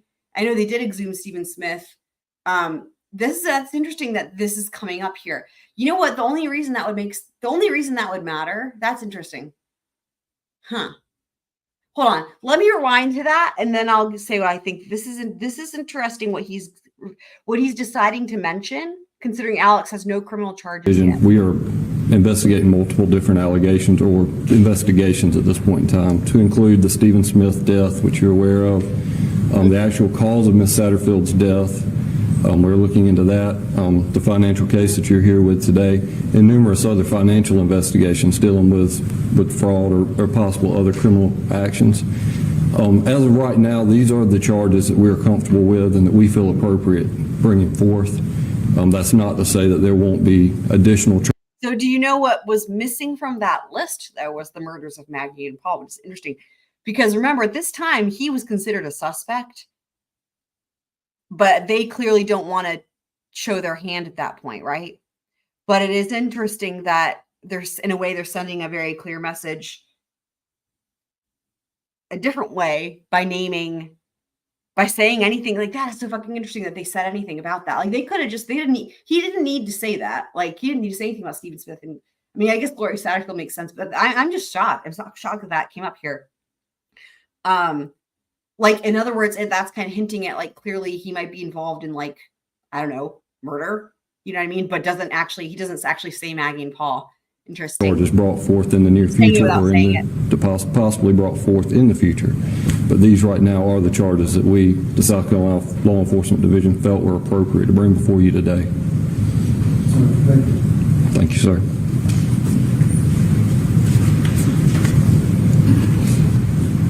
Anything else, Mr. Lawyer? Nothing further from the state, Your Honor. The defense. Your Honor, I hesitate to address Mr. Bland and Mr. Richter's allegations, but I think it's important for the court to understand. Mr. Murdaugh was not a lawyer in the Satterfield matter. He was the defendant. He had no authority over any money. I'm sorry. What did you just say, Poot? Because you had his name taken off the freaking lawsuit. Pardon me? Let's hear that again. Poot. Holy crap.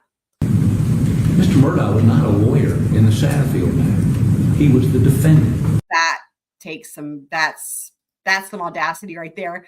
Oh my God, considering you took him off. Wow. He had no authority over any money whatsoever. He was the defendant. The lawyer was a friend of his, but that lawyer is the one that issued those checks. That lawyer is the one that made sure the money went to this forge. He's the one that had responsibility. And then there's the personal representative who was a banker. They were responsible for making sure that Mr. Murdaugh could not, if he in fact did, purloin that money. It's their fault that Alex stole?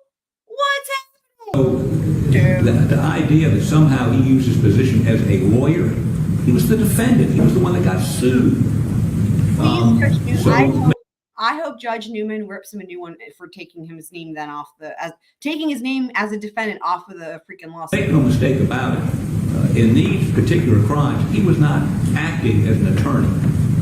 Well, that's clear. And he was acting as a defendant. He got sued, or they never actually filed a lawsuit. But he was the defendant. The insurance company treated him as a defendant. The insurance company decided what to pay. The insurance company wrote the check. Number one. Number two, and I understand Mr. Richter and Mr. Bland are representing their client zealously. But that is a civil matter. If they want to deal with assets, there are ways to deal with that on the civil side, not on the criminal side.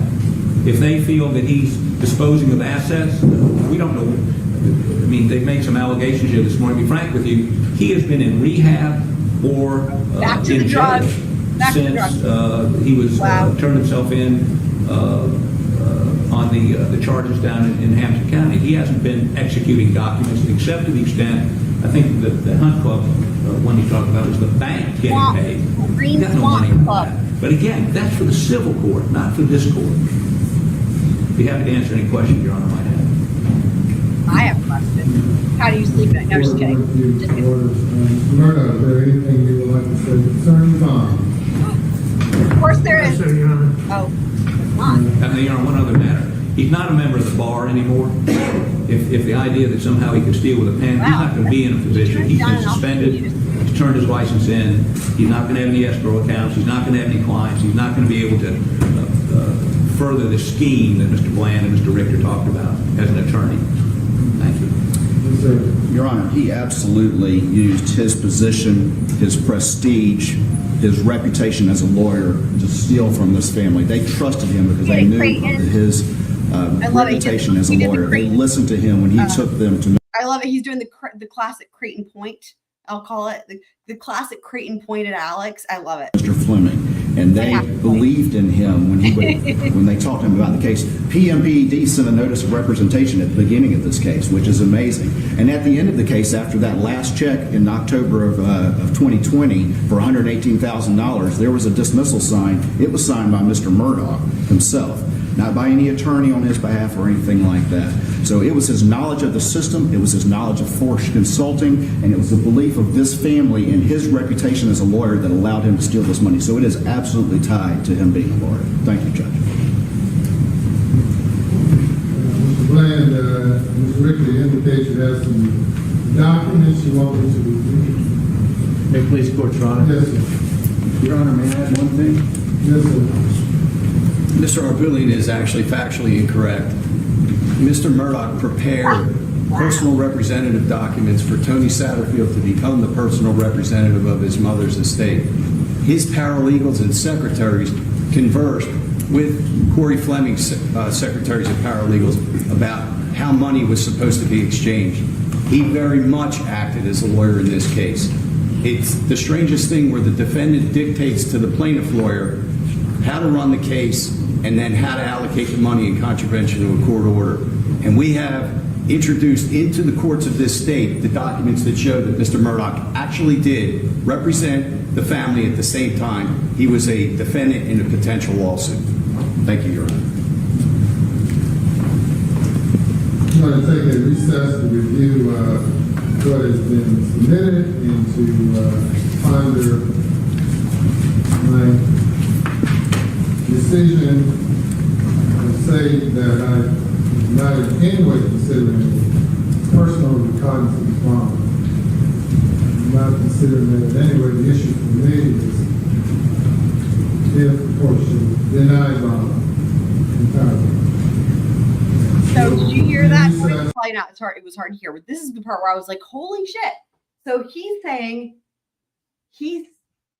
again, they've all been under the impression he's going to be granted bond and just how much. And Judge Newman finally just like came out and said it. He's like, I'm not thinking about how much. He's like, I'm trying to consider about denying it entirely. So that's huge. He's like, y'all aren't asking for enough, basically, right? Like we need to not let him out. About 15 minutes. Thank you, Judge. Is there anything else that we want to consider? Mr. Waters. Nothing from the state, Your Honor. Nothing from the defendant, Your Honor. Our statute with regard to bond setting sort of starts with the premise that everyone is entitled to a bond, a penal bond, or some other type of bond.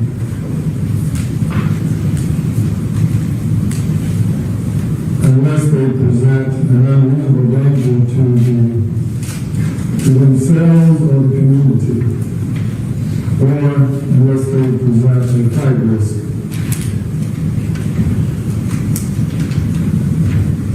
In considering those factors under 17, 15, 30, the court is to consider, among things important to me here today, the financial resources, the character and mental condition of the accused, any charges pending. So far, he's saying, I know it's hard to hear, due to the financial resources, the mental condition, he's referring to the side of the road incident. Because again, remember, Alex is like, yeah, I staged a suicide. So the mental condition is still coming up at this point. And then the pending criminal charges, he named those three things. At the time the release is requested, all incident reports generated as a result of an offense or charge, and that the arresting law enforcement agency is to provide the court such information. The defense has filed a memorandum in support of bail, in which they acknowledged and indicated that Mr. Murdaugh is a recovering opioid addict of approximately 20 years. Since then, he spent millions of dollars supporting this insidious addiction. He goes on to contend that following the death or murder of his wife and son on June 7, 2021, his opioid addiction spiraled out of control and he became reckless in his financial dealings, at which time the firm became suspicious about missing money. He then was admitted to a detox facility on September 6th.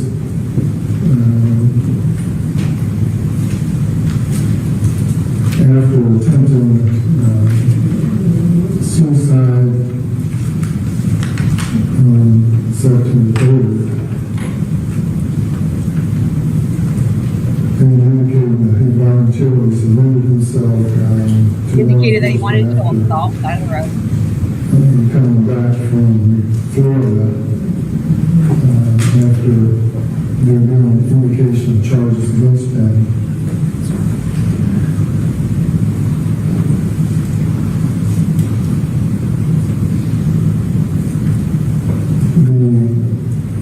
The state suggests that a $200,000 surety bond would be sufficient to The state suggests that a $200,000 surety bond is sufficient.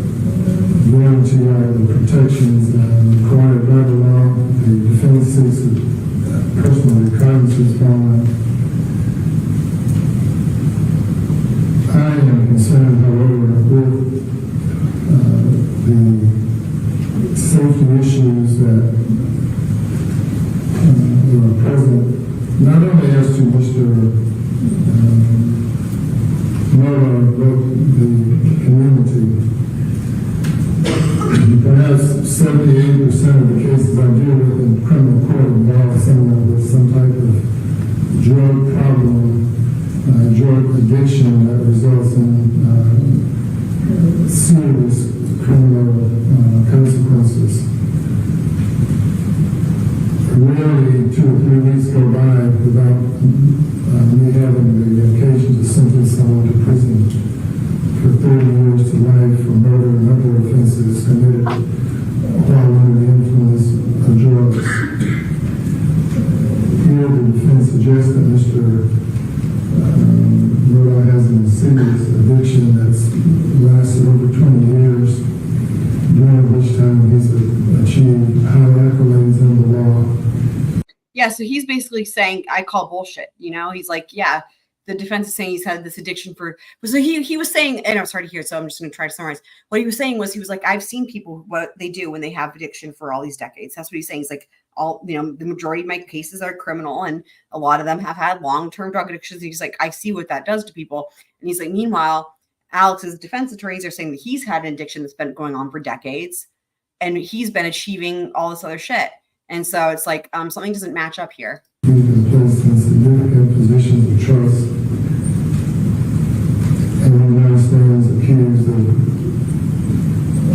stealing millions of dollars through breaching trust, deception, and other illegal means.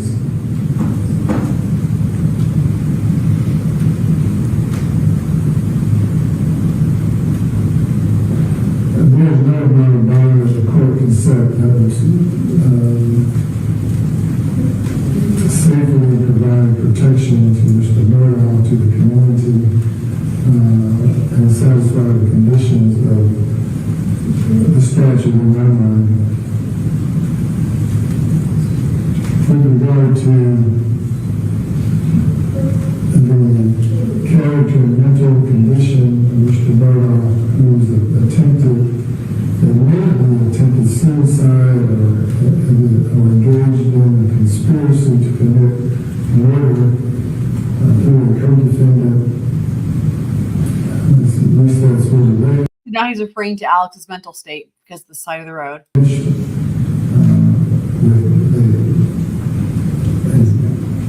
Great number of pending investigations, matters that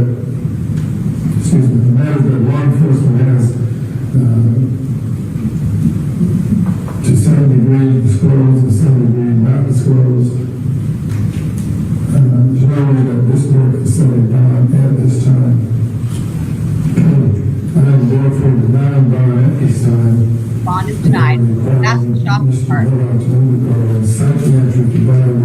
the sound is terrible. I'm sorry, guys. This was actually the best sound of any of the other ones, but the bond was denied, and that they weren't even like essentially asking for that.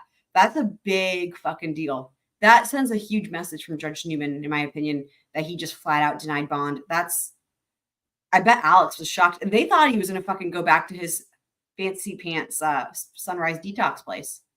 Crazy. To be submitted to the court. Bond is denied. Consideration at a later date. Here's the significance of that. Remember, so like I said, he was thinking he was going to be leaving, going back to detox. It is from this day on that he's in custody, by the way. That's the thing. So he walked into that courtroom having been at the detox, right? Thinking he was going to go back. and that I guess, not knowing that was literally his last time ever on the outside. Isn't that wild? Because it's from this point on, he's being held without bond, and then all the other charges start rolling in, and then of course he gets indicted. All the indictments for the financial crimes, and then of course the months later, we'll be getting to that. But then he gets the indictments for murder. But yeah, wild, right? It's crazy that it all started here, because we don't ever hear this part. Like not only do the financial crimes matter because of how all the implications and how, the one thing led to another, and the involvement with the murder scheme and everything else, the motive and then just in and of themselves. But it is interesting to think about. That's when we think about how the whole thing started. Like, it also started his stay in prison. I mean, it started with this. And again, it's just so crazy that it wasn't even for criminal, it was for civil. Like, he was put in custody and never left. And it was because of these financial crimes before he was, I think it's a power, it sends, as to quote Eric Bland, it does send a clarion bell, powerful message for sure. Your Honor, when you say psychiatric evaluation, you're having you're going to sign an order to determine whether or not he's competent to stand trial?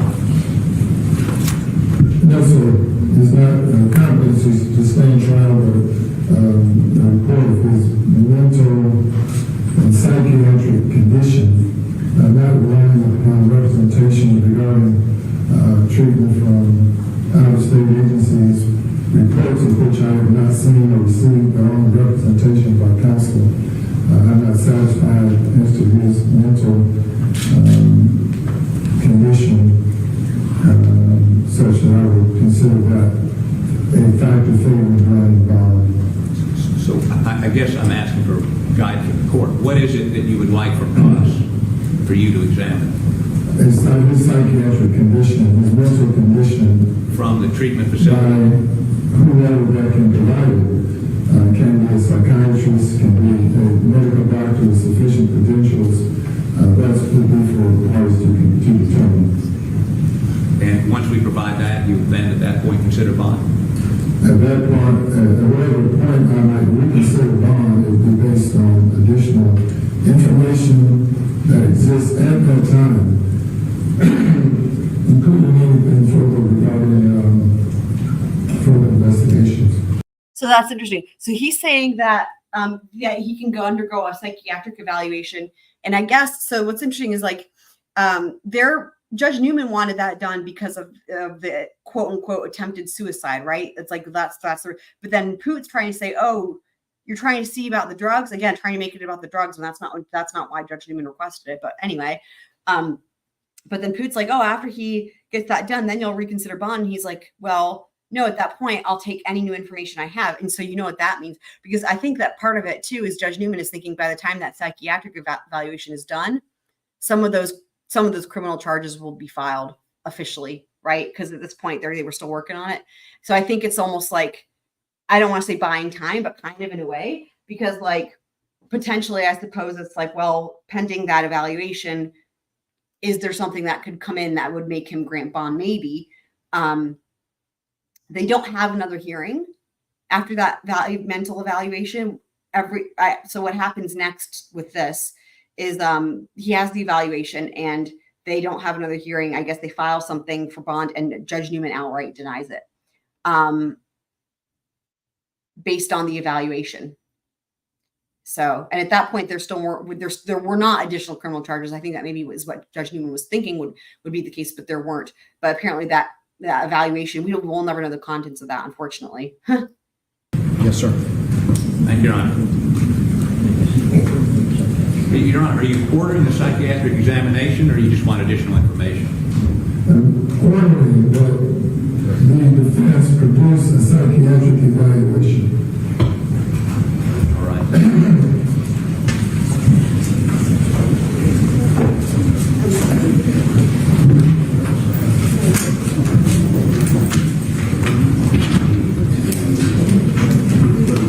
And that's it.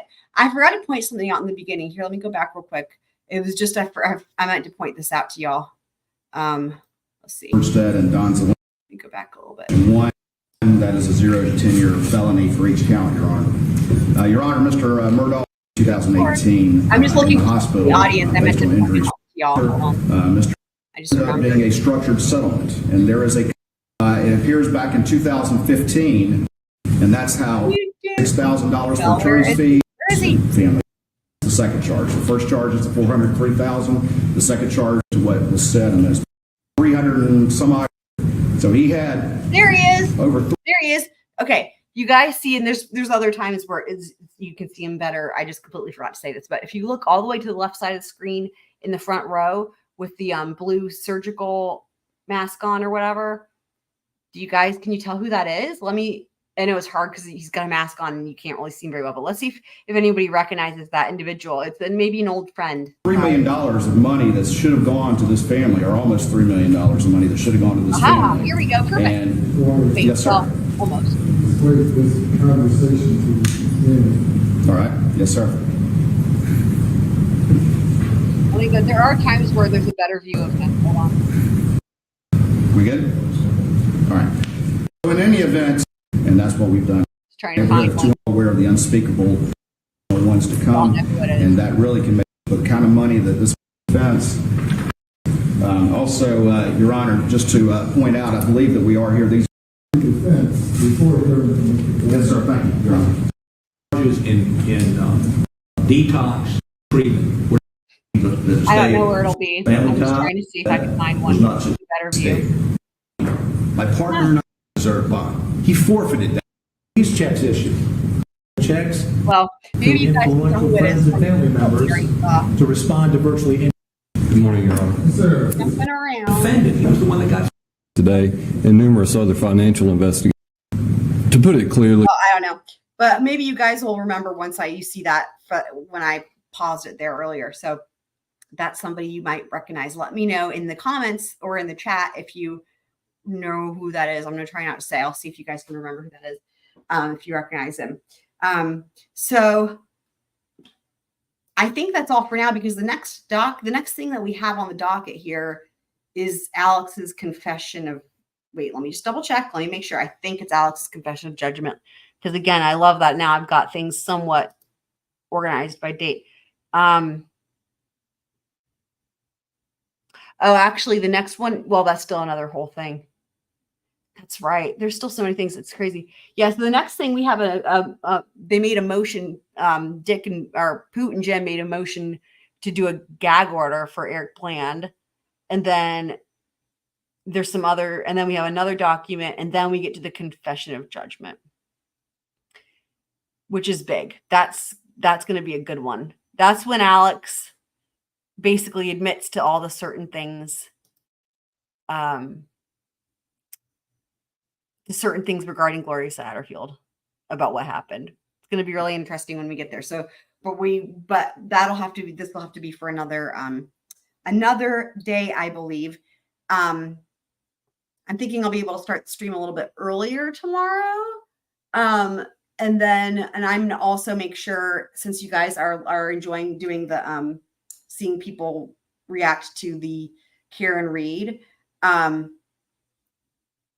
then we'll also do some of that. I'll make sure I get some Runkle and some more EDB if you guys want, just because it's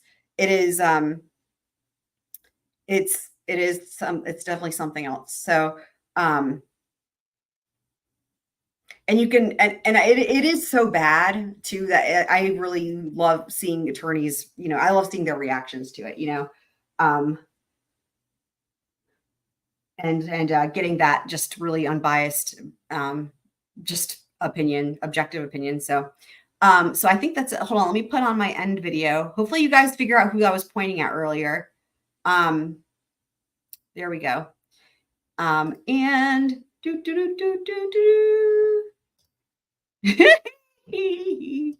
so, okay. And also, for anyone who didn't see it, I did do another Idaho video this morning. It was a quick little, it was just like a premiere. It wasn't a live stream, it was a live premiere, but a quick little update on that. I did that this morning. If anyone wanted to check that out, it was judge ruling on the state's motion to close the upcoming hearings. So if you're interested, you can check that out. But we'll be, like I said, starting a little bit earlier tomorrow, and we should be able to get to that confession of judgment, which is when shit really starts to heat up or hit the fan or what have you.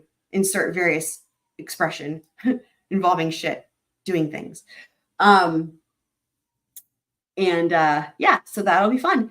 And I appreciate everybody who's here and on replay crew, rewatch crew. All of the sometimes if some of the stuff is like kind of like, getting some of these details with the financial stuff, all of it is relevant, as you guys will see, in terms of the long game that Alex, I think, has been kind of playing. And it will become clear. It'll make sense as to why we wanted to make sure we had a full understanding, because it's all going to come back, and it's all going to make sense too as to what his plan was, I think. And the other thing I want to talk about too, that we might do this tomorrow. Maybe we'll do this tomorrow. We're going to review.